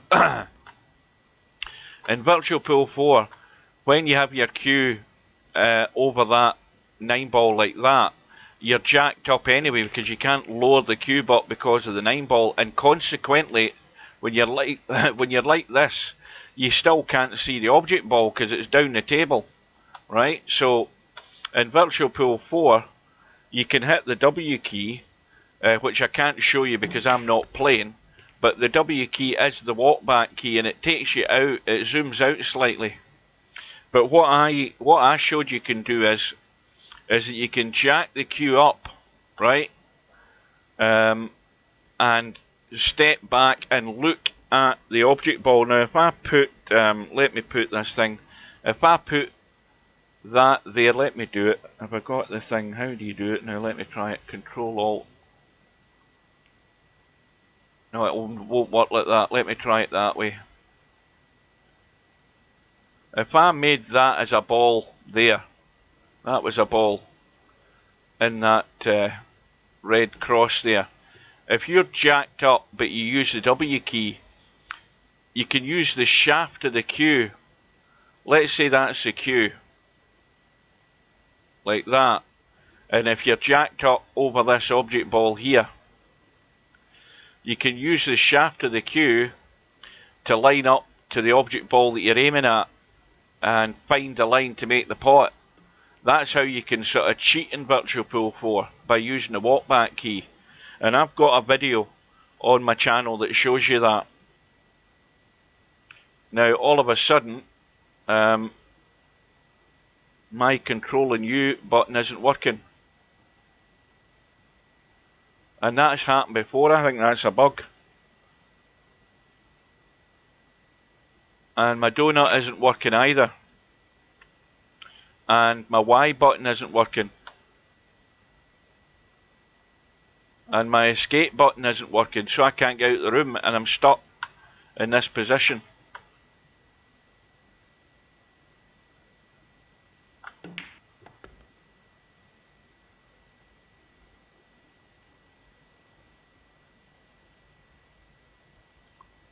Yep, I'm bugged out here. I'm stuck at the side of the table and I can't rectify it. I'm stuck at this angle. I'm going to have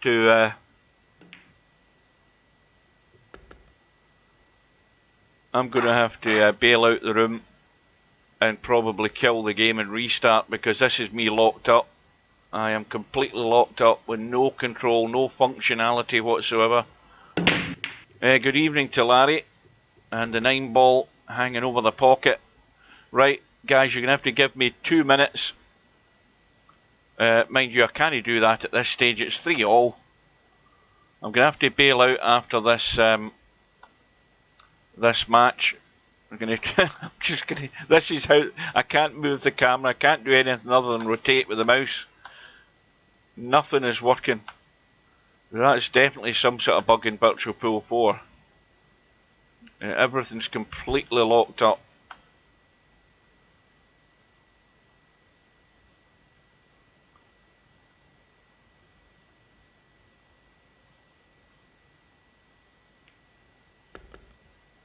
So, look at where that 4 ball is. I mean, the 4 ball goes, if you can get there. That's a tall order to get into that little gap. Now, what's Semi-Pro going to do? Because he's got the angle.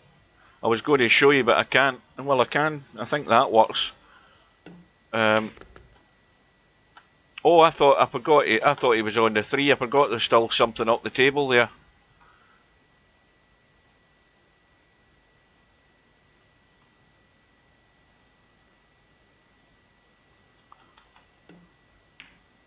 Oh, he's hung the 3. Yep, nothing is working. Have you ever had that, Larry, where no keys or anything work in Virtual Pool 4 and my camera's stuck at the side? Well, it's stuck actually where I moved it to show that theory I was talking about with the W key, and once I finish doing it, everything's locked. My donut doesn't work, nothing works. Donut doesn't even appear. Oh, there it is. It's appearing there. Do you see it? When I hit it, it appears slightly on the table and it disappears. Right, there's something definitely gone pear-shaped here. Yeah, I can bring up the menu. The donut's thinking of working, but it won't. And anyway, I'll rectify that in a minute. I'll do a quick restart on the game. That should fix it.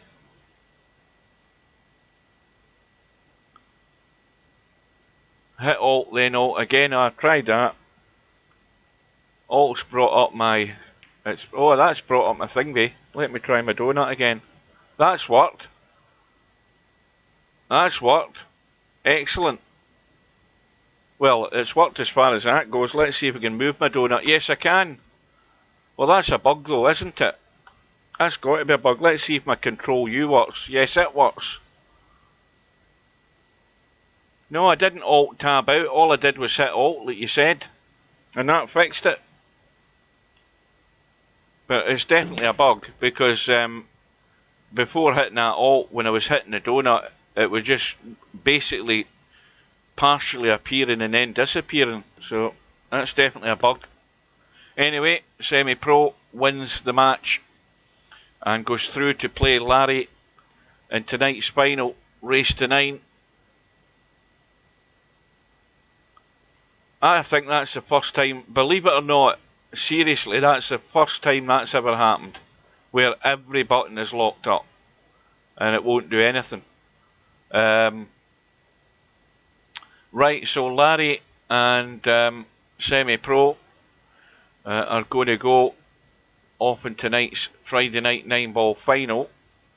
And a quick look at the bracket to confirm that. You'll just have to take my word for it, because the chat's covering everything over here. But there's Larry there, and Spectre Semi-Pro's down there somewhere. And well, they're playing for a share of the pot. The winner will get 785, and the runner-up gets what, 390 or something there or thereabouts. And the payout goes back to 5th and 6th place, which is quite good. Anyway, that match is just about to start. The match that has started is the one-loss side match between Albinario and josemacuen in the Virtual 9-Ball World Championships, race to 13.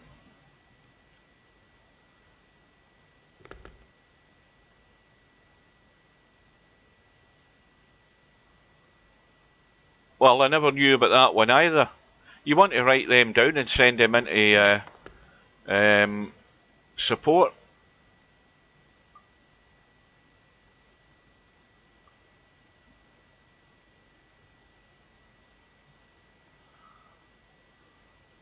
So you can see there's a big difference in the ratings here, and they're genuine differences in the ratings.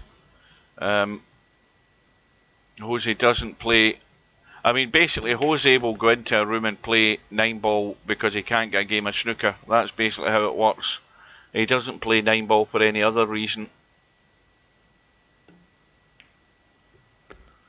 And Albinario immediately now has a 3-racks-to-1 lead, and he's continuing to break from the side. And these balls are all splitting, when I don't think they normally do split that good, but they are again for Albinario. But none's gone in.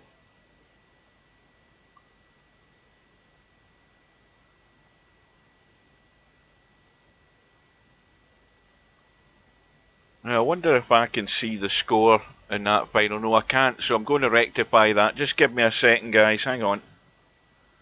Let me just do a bit of moving of the furniture.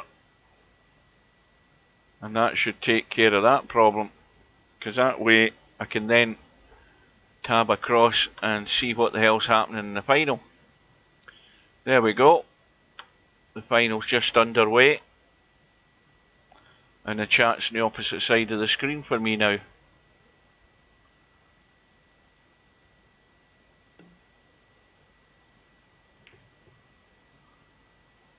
That's not a bad effort by Jose.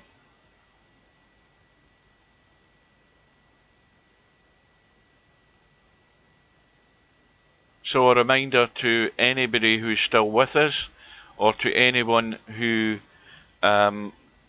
has joined late, depending on where you are. Obviously it's late here in the UK. It's 20 minutes past 10 almost, and it's Friday night. We've had matches today. Well, Albinario's kicked it out. He's kicked in the one. He's got an awkward shot in the two. We've had matches earlier today. We've had this one, which has just started. And we have a winner's side match at 1 AM British Summer Time. So that's in just under 3 hours' time. And that's going to be between Stubb, Rio Poland Power and Interchange X in a race to 19, and I'll be there for that. I won't be in any sort of fit condition to be there at that time because I'm already on shutdown mode. I'm well past that. That coffee I've had is beginning to wear off. So what kind of condition I'll be in at 1 AM in the morning, goodness knows. But I hope some of you can join me for it. If you can't, don't worry about it. The match will be up on YouTube. You can catch up on it later on. And then we've got a big day for the rest of Saturday, starting at noon. We've got another 3 matches. And then we've got the big match tomorrow. Well, we've got a couple of big matches. Well, they're all big matches for these players. We've got Albinario. Not Albinario, we've got Mal against Bill. We've got LS3 against Bedhead. Some very good matches expected tomorrow.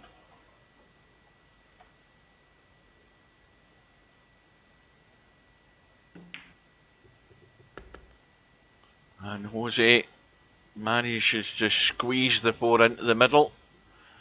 Now, can he keep in touch? This is what it's all about. It's just keeping in touch with Albinario as far on into this match as he can.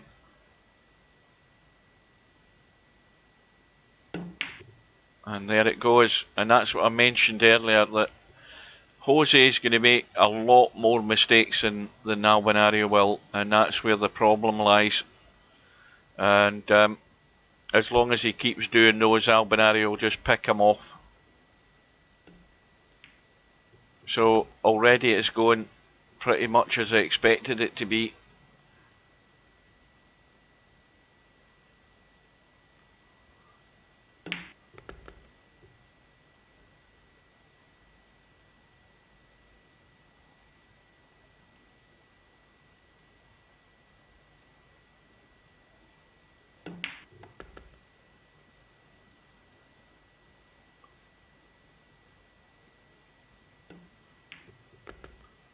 Well, the question that you've asked there, Mark, about being a shooters pool player, I have a shooters pool account, and I have been on there, and I have played on it in the early days of shooters pool when it first came out. I played with a couple of the guys. Decided I don't like the way that it's set up, and I don't really go there. I still prefer Virtual Pool 4. Plus it doesn't have the game that I play a lot of nowadays, which is Cowboy, which is another reason. If it had Cowboy and 2 or 3 of the guys from here joined it, then most certainly would go and play it more. But it'll be a long while before I'll be there in any way that you could describe as regular. So as I say, in answer to your question, yes, I have played on shooters pool, but not really a shooters pool player. This is where I've spent over 20 years of my time on online gaming in various versions of Virtual Pool, and that's a foul.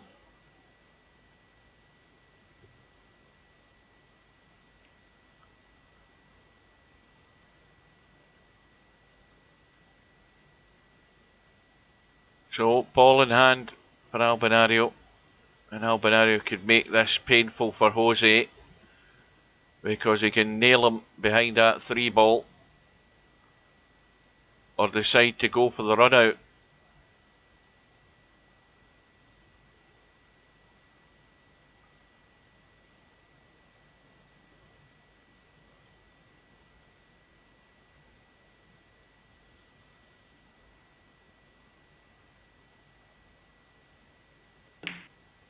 Well, Albinario's made his mind up,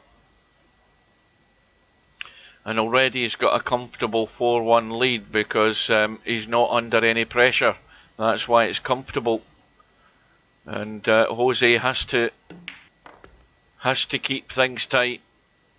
But I honestly don't think it will be tight. I think he'll just keep playing the way he plays, and he'll be too loose and too many errors.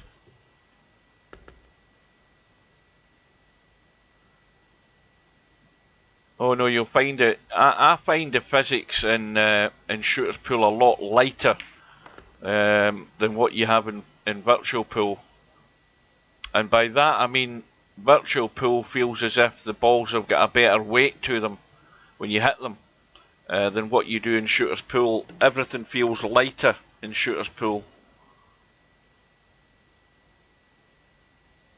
You know, if you play snooker in Virtual Pool 4 and you hit some balls, and then you go and hit some balls in Shooters Pool snooker, that's the biggest thing that stands out, is that there's a weight, a heavier weight to the balls when you hit the balls. The physics are different that way in Virtual Pool 4. But as I said earlier, there's a lot of good things about shooters. There's far more good things about shooters pool than there is about bad things. So Albinario already 5-1 up.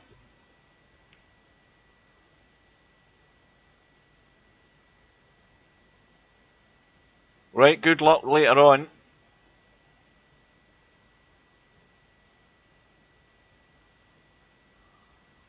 And of course, the other thing for Albinario that I forgot to mention, I mentioned earlier tonight, is that Albinario's got a goal to get some racks ran here, to get into that top 10 leaderboard. Well, he's already in it, but he needs to move up it. It's very doubtful that he's going to be good enough, probably, to catch Cobra, who's way out in front. But he's going to have a quick rack here with a 3-9 combo for a 6-1 lead. So that counts as a rack ran.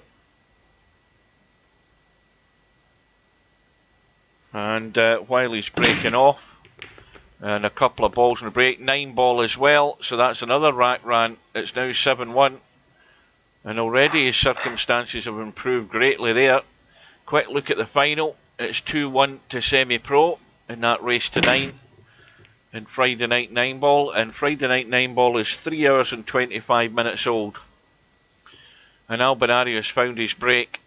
The only unfortunate thing here is he's not got a shot in the 2. He can try cross-banking it though, which is maybe what he's trying. But then again, with that type of shot, he wasn't really trying, I don't think. He's certainly not left it safe, but is Jose going to make anything of it, I wonder? Difficult to get good in the 3.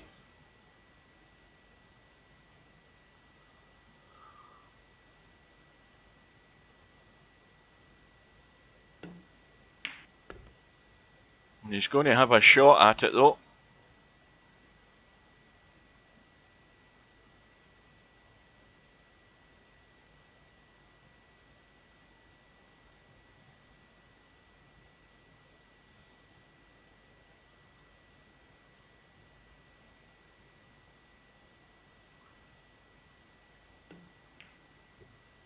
Well, I think, I mean, that's what I tried to describe to you guys. That's the biggest difference I can feel between the 2 games. It's more, to me, it's more noticeable in snooker than it is in the other games. But when you roll the cue ball to a red, or any ball for that matter, in virtual pool snooker, you get the feeling by the weight of the shot that you've played and the way that the ball moves, that there's a weight to that object ball, and it doesn't feel quite, you don't get that same impact of weight sensibility when you're playing shooter's pool. I can't describe it any better because I don't have the words to describe it. I don't have the vocabulary to describe it. That's the best I can describe it though.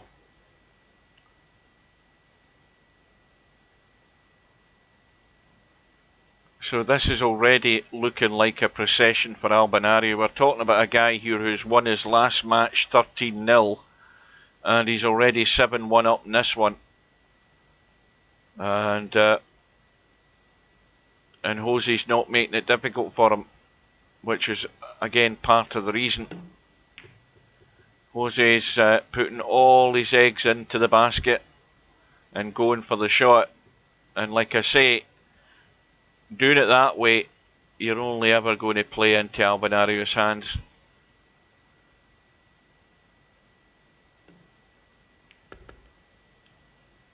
And I keep hearing Kenny Rogers singing The Gambler when I see people playing like that.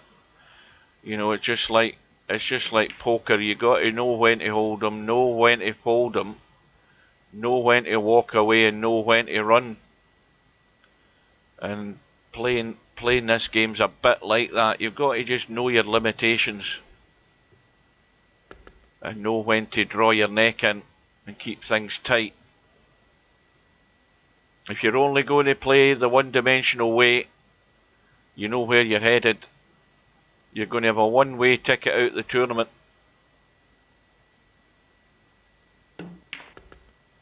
Well, the one thing to look forward to, and this is I'm one of these sad guys who, when I have the time, will sit down and watch snooker for 17 days.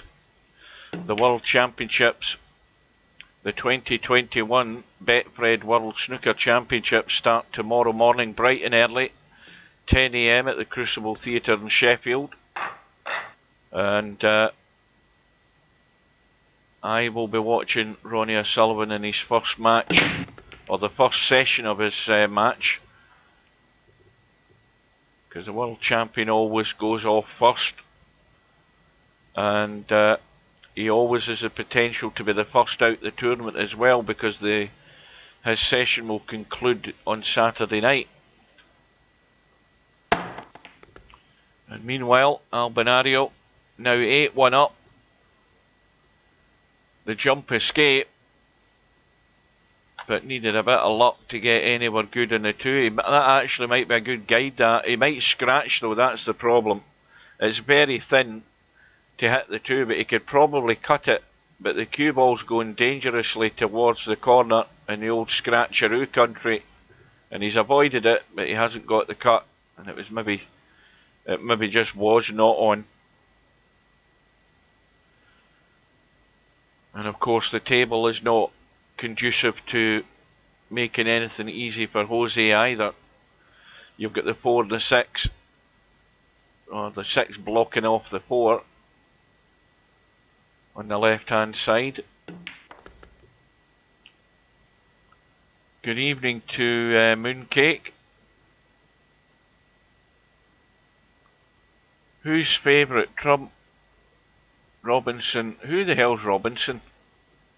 You don't mean Robertson? None of them are favourite. John Higgins is favourite. There you go.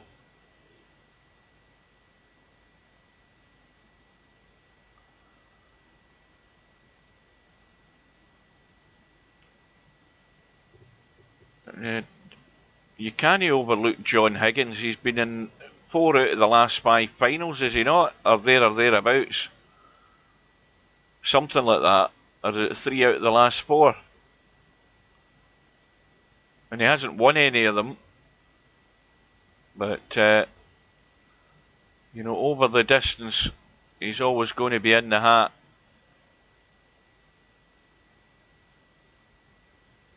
No, Henry was out in his first match. Sorry, his second match. He beat Jimmy White in his first match. And then that young Jishu Chinese boy, the young Chinese boy, was too good for him. Beat him 6-1. Henry had to win 4 qualifying matches to get to the first round of the World Championships. That was never going to happen.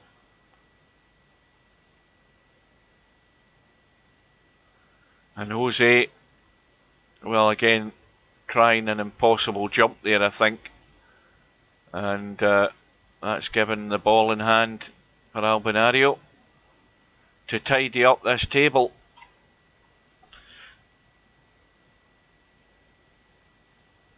Quick look and see how things are doing. We've got Larry and Semi-Pro all square, 3 racks all in the final, race to 9.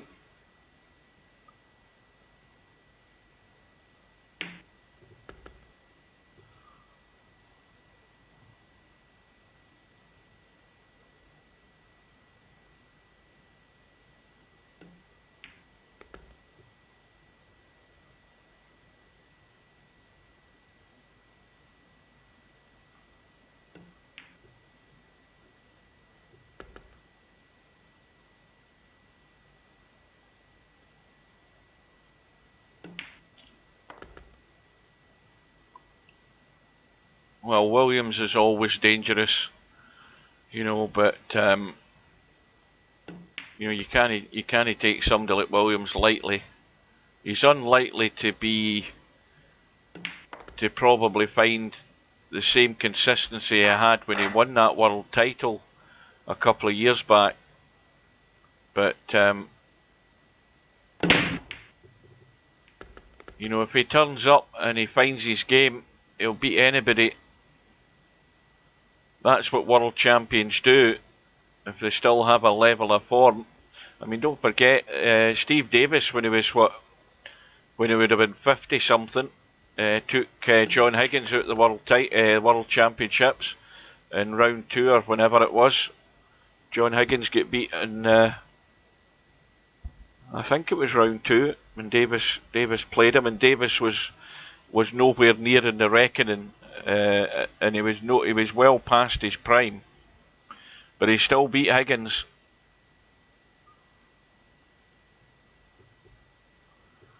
Albinario going for a tight cut into the middle there. Very difficult. That young Chinese boy Yan Bingtao, keep your eye on him. That's the boy that won the Masters. He is a bloody good player. And the only thing he's lacking, and I'll tell you this, the only thing he's lacking is just that wee bit more tournament experience, because he has a great all-round game, you know, and a lot of these Chinese boys have got absolutely no fear whatsoever. They don't respect anybody's reputation, so they're very, very dangerous. Liang Wenbo he's qualified. He's got a pedigree. They're all good, and if they find, all you need to do is find your form over the next fortnight. If you can get through your first couple of matches and then start finding your form, you have as good a chance as anybody winning this title. But keep your eye on Yan Bingtao. That's a good bet for an outsider to win the title. He's a very solid all-round player.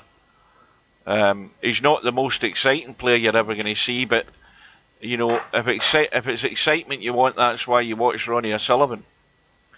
But if it's a good, solid match player, then that's one player to keep an eye on. Well, we will see. You don't think he's got a chance? I think he's got a lot better chance than a lot of the 32 players that are playing first round matches.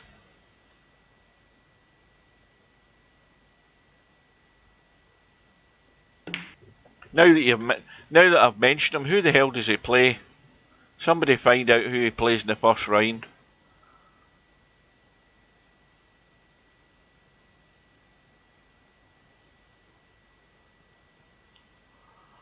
And that, bear in mind, I looked at the draw yesterday. I watched a rerun of the draw and I can't remember who's playing who. Well, it's not looking too good for Jose, which again isn't a surprise. Albinario has played, well, not out of his skin, but he just played in the mood not to be messed about with in his last two matches. 13-0 in the last one and 10-1 up in this one, and he's bound to have improved his racks ran, but he won't have enough, I don't think, to topple Cobra. It's doubtful whether he's going to be able to do that with the racks that he's got left. He's only got this one and another two that he needs. And meanwhile, Semi-Pro is 5-3 up against Larry in the final of the Friday Night 9 Ball.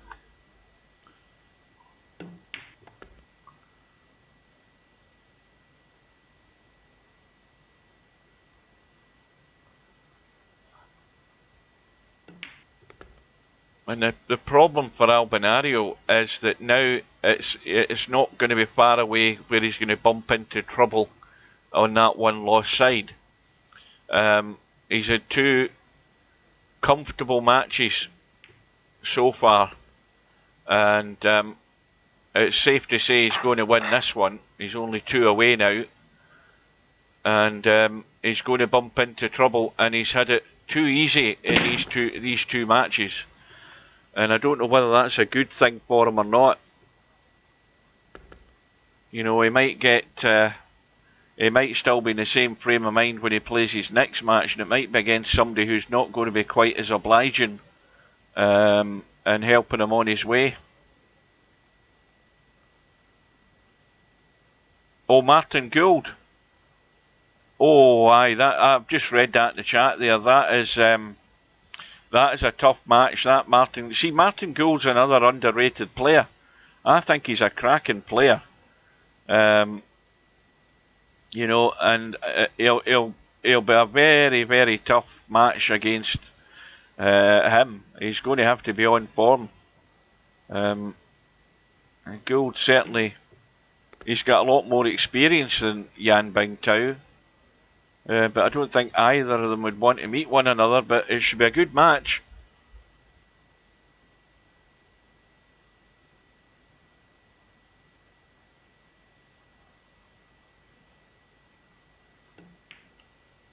Oh dear, dear, dear. Oh, it's really late. It's the thought of thinking that Stubbs' match is another 2.5 hours away, which is not a good thought. So, Albinario looking for the 6-9 combo. Just a little punchy stun onto the rail, trying to get out as straight as he can.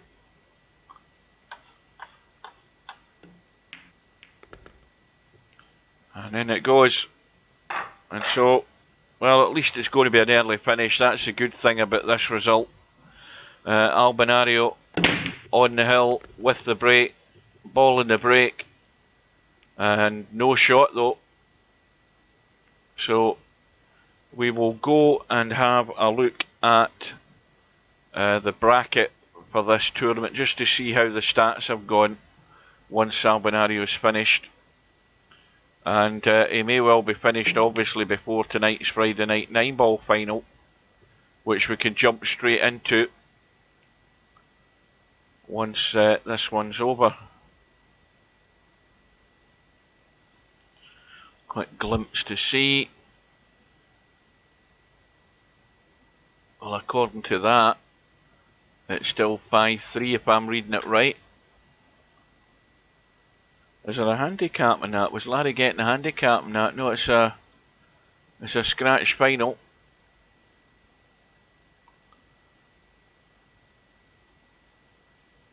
I never knew that about him being a pro darts player.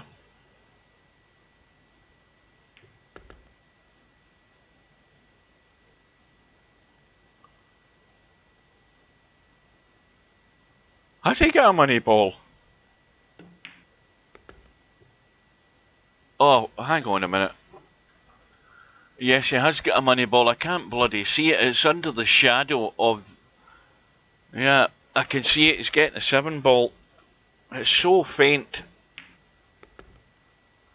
on that bracket. It's so faint to be able to read it. It needs to be done in a different colour text. It needs to be dark black. It needs to be... and a bit bigger as well, in all honesty.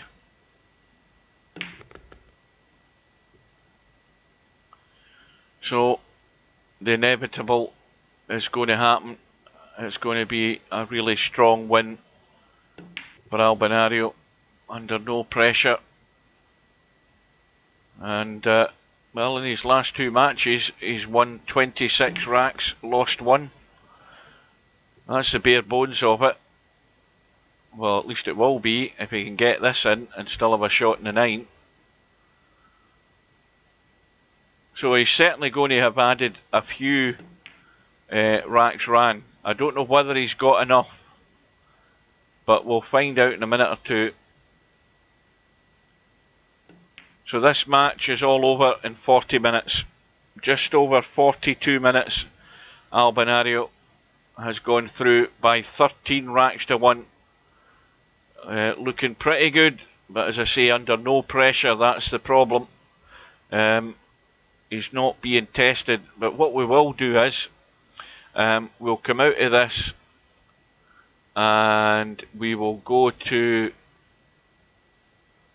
the home page.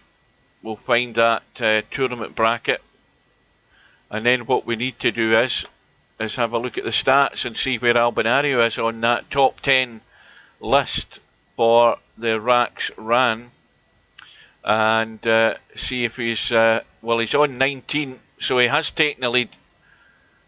So he did have a few racks ran there, and that's got him at the top of the leaderboard. He's finally knocked Cobra off the top, and you would think with those 2 matches he was bound to improve his situation, but of course that also I think he's now played a match more than Cobra, certainly. Larry's stuck there in 15 on his own. Tommy Ewan 14, Cirrus in 12, Stubb on 12, and Stubb is going to have to play well tonight to get into that top 3. He's going to have to improve, and Bedhead is way down there on 8, Mooncake on 9, Mongoose on 9, and Hairpig on 11. So there's room for improvement for everybody, but Albinario is the new player to catch. So that is that done and dusted for the time being. We will move back to, if I can get this to work, back to tonight's tournament, and we'll see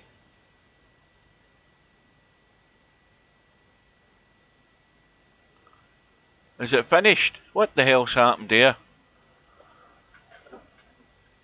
How's semi-pro forfeited? What the hell's happened? What have I missed? Wait a minute, what's this moan about now? What have I missed? Yeah, I could look more at those stats in a minute. I want to find out what's happened in the tournament. What the hell's happened in Friday Night 9 Ball? To get this bloody chat thing to move out the way. Hang on a minute, what am I reading?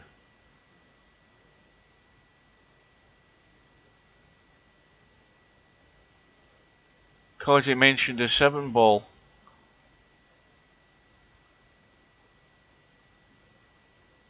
Hang on a minute. What's the deal here?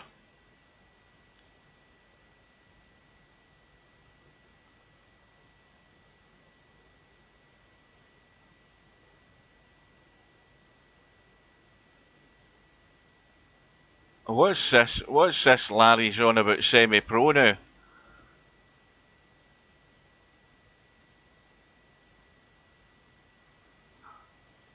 Accusing me of bullshit just cause I mentioned the 7 ball.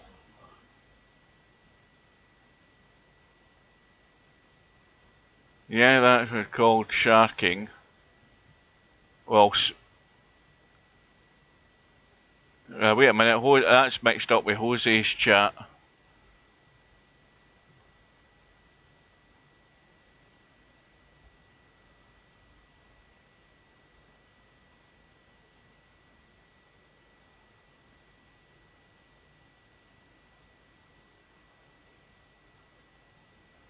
Right, well I'm not getting involved. Anyway, where's the moderator when you need one? That's all I'm saying. Anyway, well guys, I know probably most of you have gone, but I am going to have a break. Thanks for watching. Just a pity Friday Night 9 Ball has ended up that way, isn't it?